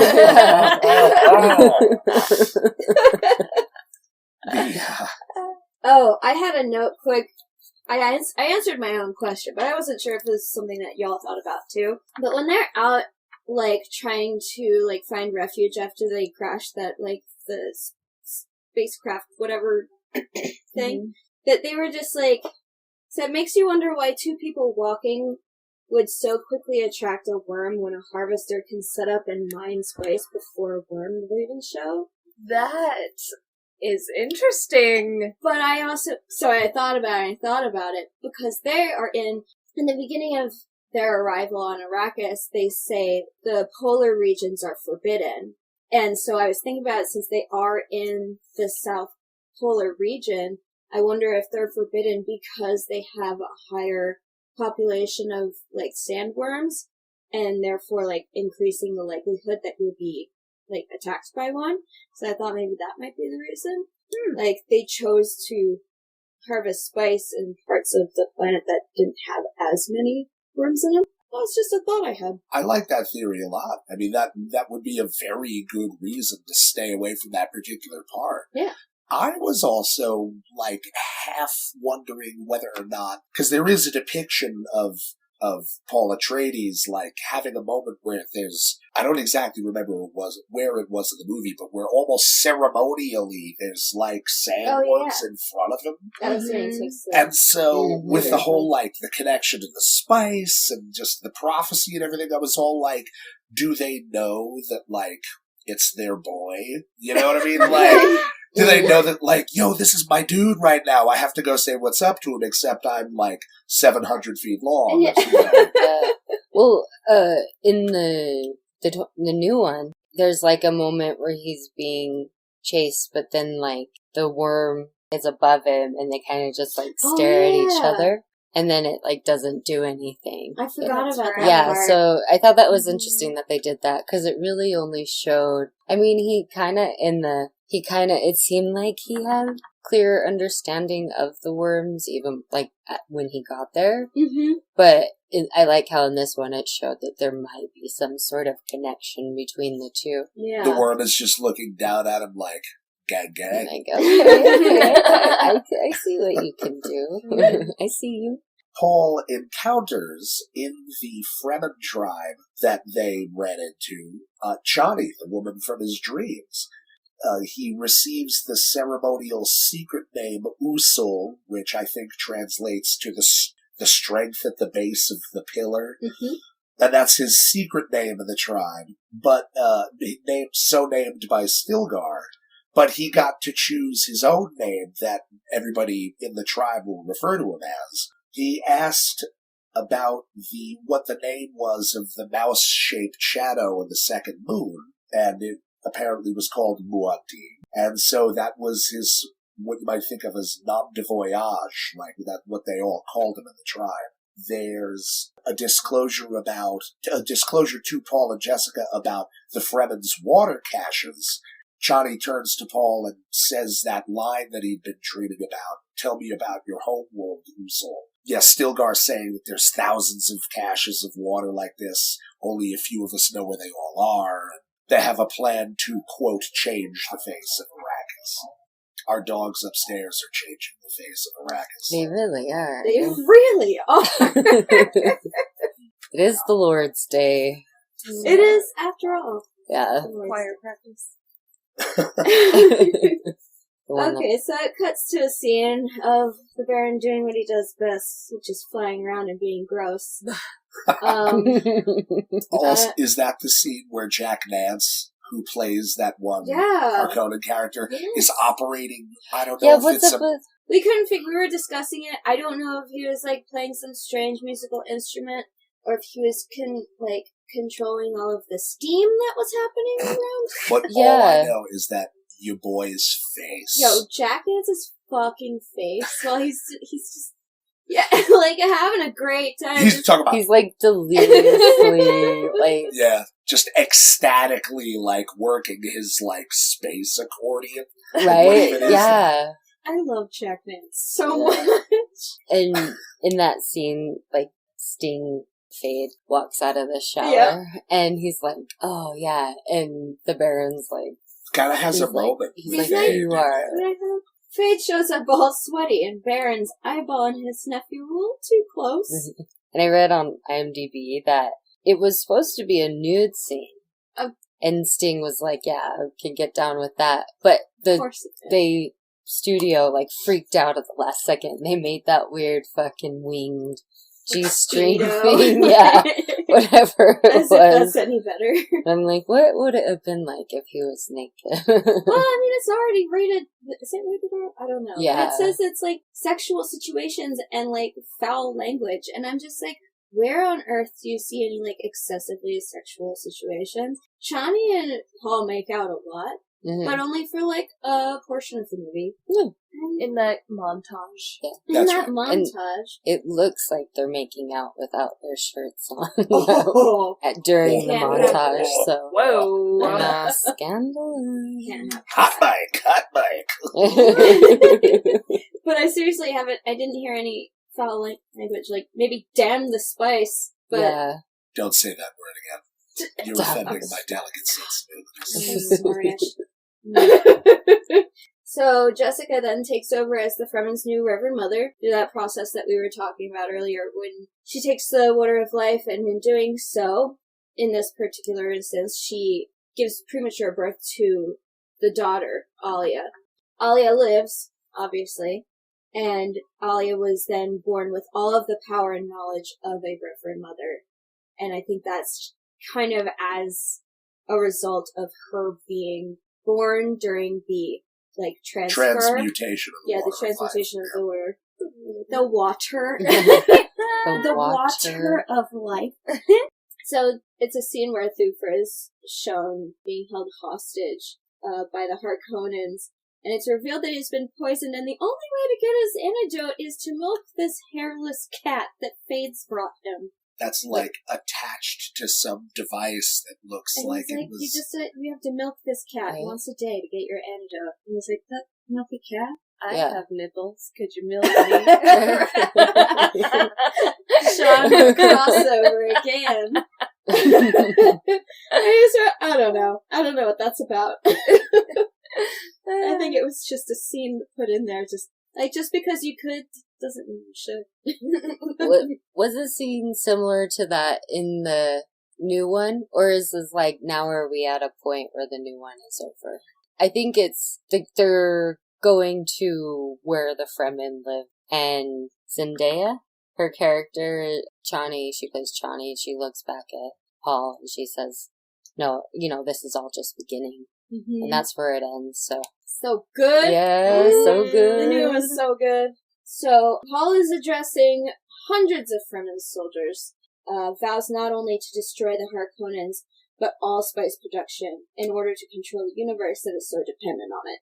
And then it goes to a scene where he's training the warriors in the weirding ways, and he demonstrates the power of the weirding module by decimating an obelisk of the Fremen's hardest stone. And he says that we will kill until no Harkonnen breathes Arakeen air, which I thought was a badass line. Yeah. That's pretty sick. And then there's the iconic scene where after he sees one of the Fremen soldiers using his name, using Muad'Dib as the word to Kill. and then he acknowledged he's my name is a killing word, which I think is just cool. And he's given a tool by Stilgar to assist him in mounting a sandworm. So they go out for him to try and attempt to do that. And so he goes out with his thumper and attracts a giant sandworm. And he gains control of it. And the rest of the Fremen are just rushing in to join him because they're all pumped because he was able to do it. Mm-hmm. And also I wrote, Toto's fucking rocking it in this scene. There's Toto was going electric nuts guitars. at that moment. Yeah. There's this is the part where the tendon, when he's hooking it, is made out of condoms. That's I the had scene. It's called a tendon. Yeah, some sort of, it was just made out of condoms. That's amazing. With such a high budget, you're like, Yeah, they're like, thing. let's make this movie and then pocket bust. That's right. I want to know exactly what the part that you're talking about. Yeah, the tendons visible when Paul hooks the worm were made from condoms. It just doesn't. It looks like. I know, and I'm like, that's fitting that it's condoms. It just. I just read this little factoid that because of the obscure vocabulary in this movie, cheat sheets were handed out to some of the moviegoers. Oh, no way. When it was in theater. Cheat sheets? Yeah, because That's of the. funny. I need that. Okay. I'm trying to see the condoms. I know, What condoms? Well, shoot, I guess we have to watch it again. Oh, No. no. Oh, no. Well, we have access to that movie for, like, another... So I'll show you when we get So, home. like, the things that look like teeth? Is that it? I don't know. I'm assuming it's either when he, like, sticks that thing in, like, that shovel-looking thing, and then, like, pushes it backward. That Oh, in where it's there? all, like, goopy? Uh-huh. I think that's what they're talking about. Oh. So. That tracks. Body bags and condoms, guys. I know. I mean, fucking tampons. That's right. Body bags. Ball gags. Ugh, this movie's so cute. No, it really is. Okay, I'm sorry. I got distracted. No, you're good. It's just what Dean does Dallas. What Dean does Dallas. Okay, so. He was in that movie Showgirls. Was he? Mm-hmm. I'm so okay. They begin their siege on the Harkonnens by launching an attack on a harvester being run by the Harkonnens. So they don't immediately go to the palace. They just start small, attacking the people running the harvesters. A survivor of this attack is brought back to the palace to Raban, and he's all like incoherent, trying to talk about Muad'Dib and warn him about him and everything. And then the battles continue for 2 years in an attempt to interrupt and even halt spice production. All the while, Raban is trying to keep things under control without telling one off-planet what's really happening. So he's kind of keeping it a secret from the Emperor. He's keeping it a secret from his uncle, the Baron. Mm-hmm. There's another battle montage during which it's explained that Alia was maturing much quicker than expected. Alia is maturing much quicker than expected. And Paul comes across Gurney during a battle with the Harkonnens. Gurney was just like, I thought you were dead. What the hell's going on here? Mm-hmm. And so they team up again. They, like, meet up, and it's, like, that dramatic, and they're hugging. Oh, Gurney's the like, hug. you young pup. You Young young pup. I forgot about that. Yes. Young pup. Oh Young my pup. Oh, what a hug that was, by That the was, way. yeah, It that was a good hug. And then it goes back to the Emperor's palace on another planet, where he is again being visited by some guildsmen, and is given one last chance to resolve the conflict on Arrakis. He apparently had no idea that there was any conflict on Arrakis to begin with, because nobody told him.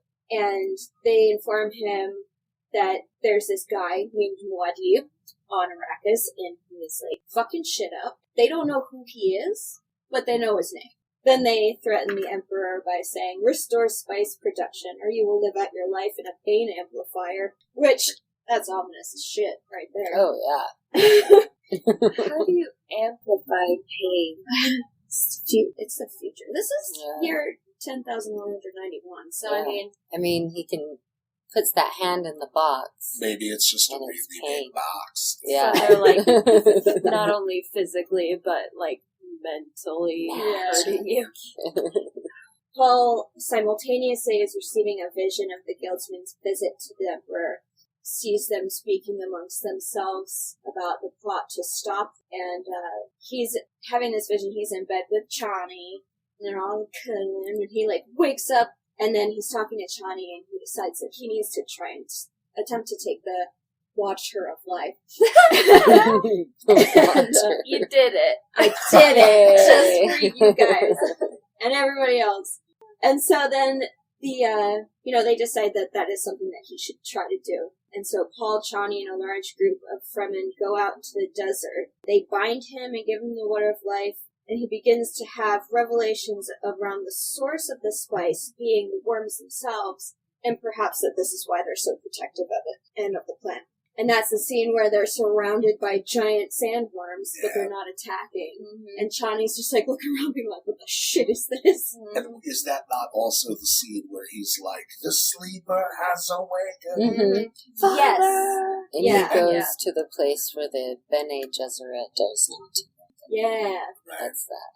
And then he does the whole, Father, the sleeper has awakened! And I was watching it with my mom, and I paused it. And I was having some, like, issues with the grammar there. And I'm still not entirely sure. But I looked at my mom and was like, the sleeper has awakened? And I was like, awoken? And then I wrote, been woken up? Has become woke? Become woke. Has become woke? I'm not sure. Is the sleeper has awakened? Is that grammatically? The sleeper is awakened? Awoken? Awoken? I think it would be like... I bet it's one of those things where it's like you go if anybody's an English teacher, just email us and tell us. Yeah, let us know what's right. Dear God. Please. Oh, God. In a nice way, please. Just only that, nothing else. So Paul launches another attack on the Harkonnens, but in this process, it is simultaneously that the Emperor's armies are showing up to seize Raban and just to take over, like, put him, he's not, like, in charge anymore, he's out of commission. He's really out of commission, we'll find out. And then Paul and the Fremen begin setting up thumpers everywhere in order to attract just more than one worm. And then, what's his bucket? Stilgar says the line that you fucking love. Oh. Usul, we have worms sign, the likes of which God has never seen. Yeah. The likes of which God has never seen. Yeah. And then these worms be showing up, rocking out to Toto. Because Toto's back. And they're just... They really killed it. Whoever thought that Toto would have such a talent for, like, battle music? Yeah. In space. In space. Yeah. With worms. No less. Yeah. And then the Emperor calls in the Baron, and we see just how out of commission Raban has been placed, and it's because he presents the Baron with Raban's head, and the Baron's trying to make excuses, like, I didn't know what was going on, I didn't know that this was happening, and the Emperor's just like, no, fuck that, I don't care. He's rejecting all of his excuses, and in the midst of this discussion, Alia shows up with a message from her brother. First she says, I'm here with a message from Muad'Dib, the Reverend Mother Mom from the Emperor's Palace, demands that the abomination in reference to Alia be killed, and she shouts, get out of my mind to Alia, and Alia's just like, not until, using the voice. Mm-hmm. This is badass. Creepy. Not until you tell him who I really am. And then she goes ahead and is just like, Alia, like the daughter of Duke Leto and Lady Jessica, sister of Paul, and then it's revealed, obviously, that Paul is Muad'Dib. And, which the Emperor is like, Paul is yeah, Muad'Dib? He's all freaked out. So, Alia ends up being the one to pull out the Baron's, like, heart plug, and he gets flung out of the window right into a worm's mouth. Yeah, she, like, scratches him with that. Yeah. And when he's like, and she's like, holding it up, like... little kid style, like... Yeah, like... Oh my god. Anyways. The Emperor is visibly dismayed at these proceedings. Paul and the Fremen army make it to the palace and face off with the Emperor and his party.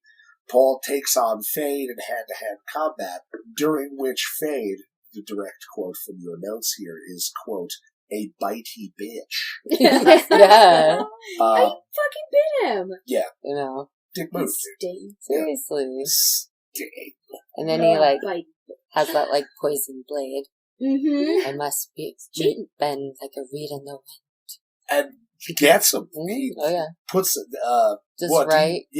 puts a knife in Fade's neck. Yeah, and I like when it, like, zooms out, you see that he put it, like, up through his mouth, so you can, like, see the I never blade, even noticed that. like, in his mouth. In his mouth. Yeah. because he's like, has his mouth slightly open, you can see the blade in there. I thought that was a cool... I never noticed that. Yeah. Oh, shit. That's cool. That's a cool detail. It is a cool detail. And it's revealed at that moment that Paul doesn't need a weirding module anymore to, like, destroy matter. Mm-hmm. He just, like, does, I guess you'd almost think of it as, like, a variant to the Bene Gesserit voice. Mm-hmm. Just like, and then the ground cracks. Like, and, underneath his body. Yeah. And it's just, ugh, that was cool. It was awesome. And then Muad'Dib is addressing the Emperor and the Reverend Gaius' mom, and it says, "We Fremen have a saying, God created Arrakis to train the faithful, and one cannot go against the word of God." And then, at that moment, rain starts falling on Arrakis, and Alia is like, and how can this be? Because he is the Kwisatz Haderach. Yeah. And the Gaius Mohiam, the Reverend, has a look on her face of like, damn it. Like, Yes. Just was so mad at Jessica earlier in the movie, and was like, fine, you made the super being. Oh, whatever. Right? I guess you're special. I had a. I didn't want to say your notes. That's okay. My exact thing was that quote from like the "We Fremen have a saying." It's like, one cannot go against the word of God. I mean, yeah, they can, but whatever. Rain falls on Arrakis. It's a Christmas miracle. And then, again, he is the Kwisatz Haderach. The Kwisatz Haderach. And that is our synopsis of Dune. Finn. At least. Also, the end credits. The best. They're so good! It's like something, again, I feel like it's like a theater production where they're like standing with And their take it picture. now. Yeah, basically. But yeah, that's Dune. And part 2 will come out, I don't know when, but we'll be back covering that one. Yeah, that was like a combo of like the 84 Dune, but I guess with comparisons to the Dune, because there was some pretty significant divergences. Mm. I just have some fun facts from, so apparently before the 1984 movie, between 1971 and the 1984 movie, it had been attempted to make this movie 4 times, by different people, like different directors, different, screenwriters and everything. So 1971, Arthur P. Jacob obtained the rights to make a movie within the next 9 years. But he died in 1973, so it never actually made it out of pre-production. That's crazy. So that was the first attempt. In 1974, the rights were obtained by director Alejandro Jodorowsky, which he had visions of for his cast. He wanted Salvador Dali as the Emperor, right? What? Orson Welles as the Baron, Mick Jagger as Fade, and David Carradine as Duke Leto. I also read that Rob Lowe turned down the role for Paul. Are you kidding me? Rob Lowe? Yeah. God damn it, Rob. Of course he did. Oh, they were also looking into, you know how Toto does the music? They were looking into getting Pink Floyd for the music, for the 1974 version, which would have been very interesting. Oh, yeah. This is a direct quote from Wikipedia about that attempt to make this movie. It was, the project was ultimately scrapped for several reasons, largely because funding dried up when the project ballooned to a 10 to 14 hour epic. Oh, God. Yeah. So. That's a lot of Dune. That's a lot of Dune. That's a series. 1976, Dino De Laurentiis requests that original author Frank Herbert write an entirely new screenplay for his attempt to make the movie. And then Frank Herbert comes back with a whopping 175-page screenplay that would have been the equivalent of almost 3 hours of screen time. So they tried again with a different screenwriter, Rudy Wurlitzer, and then a different director, Ridley Scott of Alien fame. Ooh. And the production process was painfully slow, and Ridley Scott had to drop out because of a death in the family. So that kind of fell apart. And then in 1981, David Lynch was approached by Dino De Laurentiis' daughter, Rafaela De Laurentiis, as the producer of a new, version of Dune. She approached David Lynch to direct it and to, write a new screenplay for it. Lynch initially planned to write the script to span over 2 movies, but it eventually was able to be condensed into one. Lynch's intended final cut was around 3 hours long, but due to studio's pressure and expecting a standard 2-hour feature, Lynch and De Laurentiis were forced to cut a lot of scenes and reshoot a lot of scenes to condense it. That's one of the reasons why he because the studio took his vision of it and just was like, nope, do exactly what we want, and basically butcher your version in order to please us. And I think that might have a big thing to do with why he thinks it's he doesn't want his name associated with it. Yeah, that makes a lot of sense. Yeah, it does. I was reading a quote, and he just said that he felt like he was losing himself to the studio. Nice. That's pretty cool. That sheds a lot of light onto why he probably hates it so much. Yeah. After the first time me and Courtney watched this movie, and she was totally hating on it. I was dying laughing. I thought it was so fucking funny how much she hated it. But she stuck it out. She watched the whole thing with me. I read that the author had confirmed that the book is loosely based on Colonel T.E. Lawrence. He was a British archaeologist, army officer, and diplomat, also a writer, and he became renowned for his role in the Arab Revolt and the Sinai and Palestine campaign against the Ottoman Empire during the First World War, and they nicknamed him Lawrence of Arabia. It's pretty cool. They have some movies about him, but I just thought this was... it was neat to see, a movie that is so, out there. It's renowned as such a unique sci-fi movie. And then you learn that the books that the movie is about were based on an actual event. I about died. Just yeah, it was. Yeah. And Courtney's like, God damn it. Seriously. I was dying. It was a miracle. And it's the reason why I'm loving this podcast. Yeah. Because you find out shit like that. So yeah, I'm going to talk about Colonel T.E. Lawrence. Colonel Thomas Edward Lawrence was born August 16th, 1888. It's a full 100 years before I was born. Died May 19th, 1935. He was a British archaeologist, army officer, diplomat, and writer. He was born out of wedlock to Sarah Jenner, a governess, and Sir Thomas Chapman. For shame. I know, shame. Because they ran away, and they used the surname of Sarah's father, Lawrence. Okay. They moved to Oxford, where Thomas attended high school, studied history at the Jesus College in Oxford. The Jesus College? From 1907 to 1910. Your face. Okay. Jesus College. Jesus College. I thought that was BYU.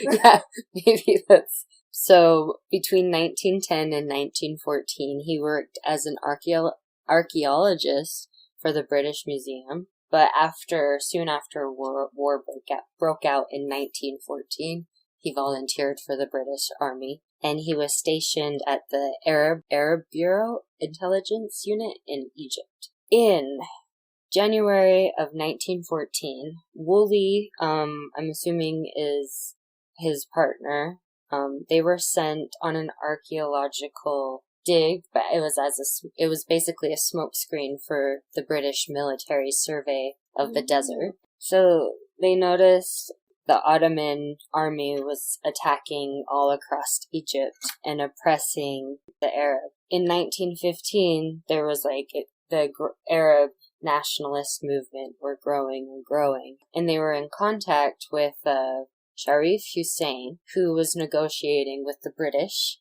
and offering to lead an Arab uprising. So he was trying to get the British on their side, getting them to be an ally. And they did become an ally, because then the Arab Revolt began in June 1916. And it was bogged down after, Lawrence really got involved in this whole thing. He supervised the preparation of maps. He interviewed prisoners, and he was an advocate for, like, the British landing. And he basically just saw the injustices and was, like, wanting to help. The British became their allies. So he was a consistent advocate of an independent Arab Syria. So my sources are Wikipedia and the Smithsonian. And in the Smithsonian, there in the article, he was known for blowing up bridges. Oh, okay. He blew up 79 bridges along the railway. What? And he became so good at it, becoming so adept that he perfected the technique of leaving a bridge scientifically shattered. Oh, wow. Scientifically. Mm-hmm. That's... The thing that sucks about it now is they were never actually able to rebuild those bridges. Yeah, just because of funding. Yeah, and so it kind of cut them off to it kind of hurts them in the future. Yeah. So is this guy supposed to be Paul? Mm-hmm. Okay. Yeah. So I kind of like a dude who, so Paul wasn't actually from Arrakis, so he was kind of like an outsider coming in and like advocating for the native people, and so I guess that ties in with that pretty well. That sort of theme. Yeah, he's a British army officer, and he sees, he becomes a huge advocate. In the spring of 1916, Lawrence was dispatched to Mesopotamia to assist in the relieving of the siege of Kut by a combination of starting an Arab uprising and bribing Ottoman officials. And the mission it didn't produce any useful result. In November of that year, someone was assigned to lead a permanent British liaison, but he hadn't arrived to the area, so Lawrence was sent in his place. In late December, Faisal, who was the lead of the Arab uprising, I'm probably not even pronouncing that right, but it's Faisal. Faisal, I think that sounds. So they worked out a plan for repositioning the Arab forces to prevent the Ottoman forces from threatening Arab positions and basically putting themselves between the railways. And that's when he became known for blowing up bridges. And that was, once the guy Newcomb had arrived, Lawrence was preparing to leave, but Faisal was like, no, he needs to stay. So he did a lot. So here's all the things that he personally participated in. So January 3rd, 1917, attack on an Ottoman outpost. March 26th, attack on the railway. June 11th, 1917, attack on the bridge. Defeat of the Ottoman forces at Abba el-Lisan on July 2nd. September 27th, attack on the railway. November 7th, following a failed attack on the bridges, blew up a train on the railway. He blew up a lot of shit. And so he was there at a battle. He was attacking railways. He was organizing. He was leading these missions. And then September of 1918, the attack on retreating Ottomans and Germans near the village of Tafas. The Ottoman forces massacred villages, and then the Arab forces, in return, massacred their prisoners with Lawrence's encouragement. Wow. Mm-hmm. So... This guy's no joke. Yeah. I feel like it does remind me a lot of Paul, because he comes in there, and he's just like, we're cutting off their source of their way of getting food or weapons, or we're gonna attack these railways, we're gonna take them over, and ends up winning. So and he helped, during the closing years of all this, he participated in a bunch of other stuff. So that was just the Arab Revolt. So then he participated in capture of Al-Qaeda and the fall of Damascus and all that stuff. Now, about how long did the Arab uprising you were describing, how long did that last? It says it started in 1916 and in 1918 is when the Ottomans retreated. So that kind of ties into, like with Dune, they're fighting against the Harkonnen went on for about 2 years. Yeah. It was like here and there. It wasn't like constant fighting. Mhm. It was like attacks on the Harkonnen led by Paul Atreides. Exactly. Yeah, there were battles, there were big battles, but also attacks, like little attacks, ways to completely destroy their... Nothing seriously important, but I know that there was a little bit of debate about how to pronounce Harkonnen, and if are the Ottomans and the Harkonnens supposed to be the same dudes? Okay. Like, do you know what I mean? I don't know.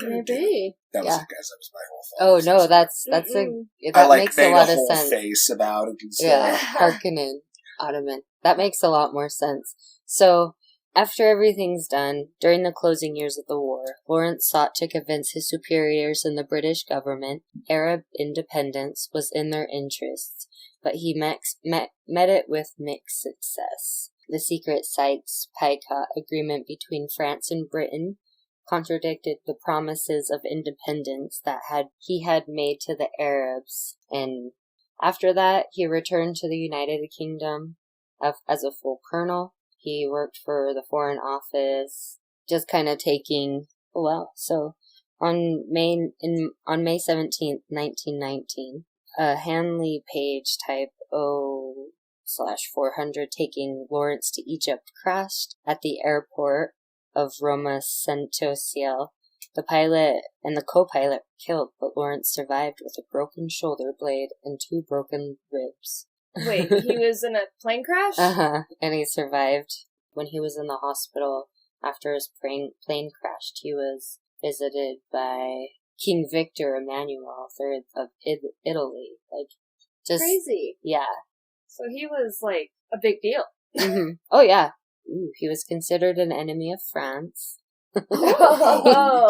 He was enemy of France. The man who was constantly stirring up the Syrians to rebel against the French rule throughout the 1920s. Oh, that makes sense. God. Yeah. Yeah. That's So he funny. was just a huge advocate for, like, basically the Middle East. You know, as much independent as he could help them get. Yeah. Which goes in line with Dune. Well, it's kind of like rejecting colonialism and stuff like that, even though it wasn't exactly the same time period. It's still definitely just like the same concept. Yeah. You know? So then he died May 13th, 1935. He was fatally injured in an accident on his Burro Superior SS-100 motorcycle. Aw. Yeah, so he was, shucks. and there's a section on Wikipedia that talks about, thought this was interesting that they included it, but his sexuality. So I'm just going to read that. Lawrence biographers have discussed his sexuality at considerable length, and this discussion has spilled into the popular press.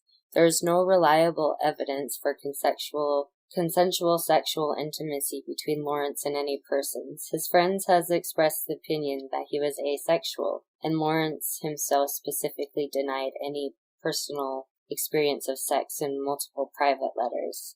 There were suggestions that Lawrence had been intimate with someone who had worked with him at a pre-war archaeological dig and fellow servicemen. So I'm thinking he may have been gay, or at least either asexual or gay. Yeah, That's So it interesting. seems that like. is really interesting. So yeah, that's Colonel T.E. Lawrence, or Lawrence of Arabia, helped fight for I love that. rights for That is so Arabs. cool. That is I just cool. love that it was like there actually is like a real life inspiration for Dune. That's And nuts. I know you so desperately didn't want there to be. I did not want there to be, but So, you know what? there's this. Awesome. Hell yeah. Yeah, he was. Oh wow! So yeah. he was really got regarded into as the one of culture. their own. Yeah. Like Wow.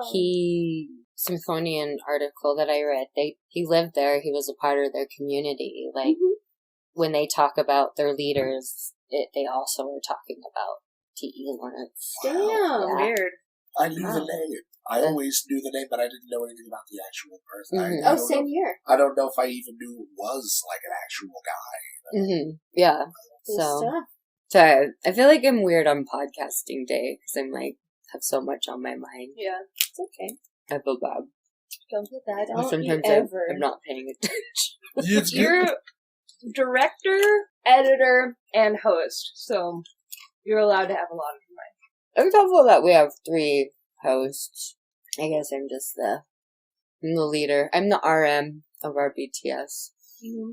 Where it's like everyone has like a significant part, but RM's the leader. Mm-hmm.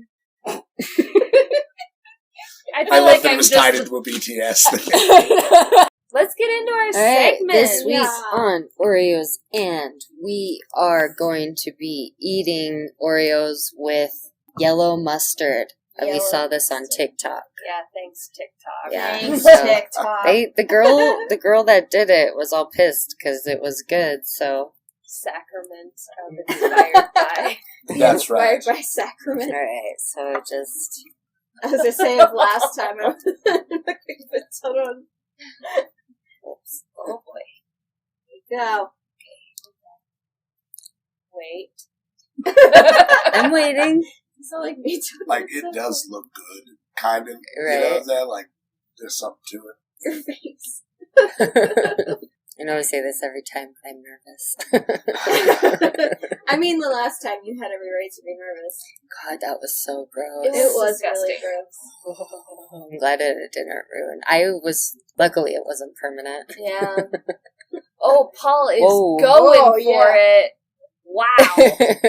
Also, Just I mean, I straight feel up. like it's worth it to note that Paul, his like sense of taste is kind of like turned down. Yeah. I don't have a sense of smell, so Yeah. I kind of like need to ratchet it up. Yeah. Okay, All right, that makes ready? sense. We All got right. our Oreos and yellow mustard. Cheers. Cheers. Salud. Clangity clang. Oh. I don't hate it. I don't love it. That girl's a liar. But I don't hate it. I don't hate it, but It I'm tastes not like... almost citrusy. Yeah. It gives it a citrus tang. Yeah. But I'm mad because that chick is like acting like it's like the best thing to go on an Oreo. Like it was like a cream. Yeah, sour like cream. the sour cream thing. I'm like, sorry, sour cream is better. Mhm. You gotta step it up, TikTok. Yeah. It makes it almost feel like, or it tastes like the cream could be lemon flavored. Oh. It doesn't taste like mustard. All I'm getting from it is the tang. Now, this is just standard yellow mustard. It's not In Grey the- Poupon. I do have 3 more different kinds of mustard in my fridge. Oh. Yeah, I guess it's good. It's interesting. Yeah, like I don't hate it, but I Yeah. don't love it. You know? No. Try it out for yourself, folks. Yeah. I recommend it. It's worth a try. Yeah. It's not giving you a stomach ache like the barbecue sauce Yep. one did. Yep. I can Lord. eat Oreos again. Like I would. Yeah. I mean, I can't really place it or describe it, but it's good. Yeah. I recommend. I would say 6 out of 10. Yeah. 6 out of 10. 7? 6 or 7? I go 7.5. 7.5? Wow. I rank it pretty high. It was pretty high. I liked it. Oh, yeah. Right. I thought it was pretty good. Citrus and chocolate are known to make a pretty decent marriage, so. Oh, hell yeah. Like a the chocolate lemon tort? yeah, Give me or some like of that. those oranges, those chocolate oranges. Mm-hmm. Mm-hmm. Hell yeah. I could Alright. get down. All Pretty right, good. all right, Mhm. TikTok. So yeah, Oreos and I was gonna say apples and oranges. Apples and Oreos. Apples and Oreos. If you have anything to plug it now. Oh, my band Pathos and Logos. We're on Instagram at, I think it's pathos.logos. We're also on Spotify, on YouTube, and there is the newly launched pathosandlogos.com with information about merchandise, tour dates, and all of the weird witchy stuff that we do. Oh yeah, thank you so much for coming on. Oh, it's great to be here. Thanks for listening. Please rate, review, and subscribe. You can find us on Spotify, Stitcher, Apple Podcasts, Amazon Music, and wherever you may find your podcast. You can find us on Instagram at Inspired by Movies Pod, or Twitter at Inspired by _pod. or shoot us an email at inspiredbythepodcast@gmail.com and let us know if you want us to cover a movie, if there's anything you want us to eat, or if you have any suggestions. And as Courtney's junior high vice principal would say, make it a great day or not. The choice is yours. goodbye. Goodbye. Bye, friends.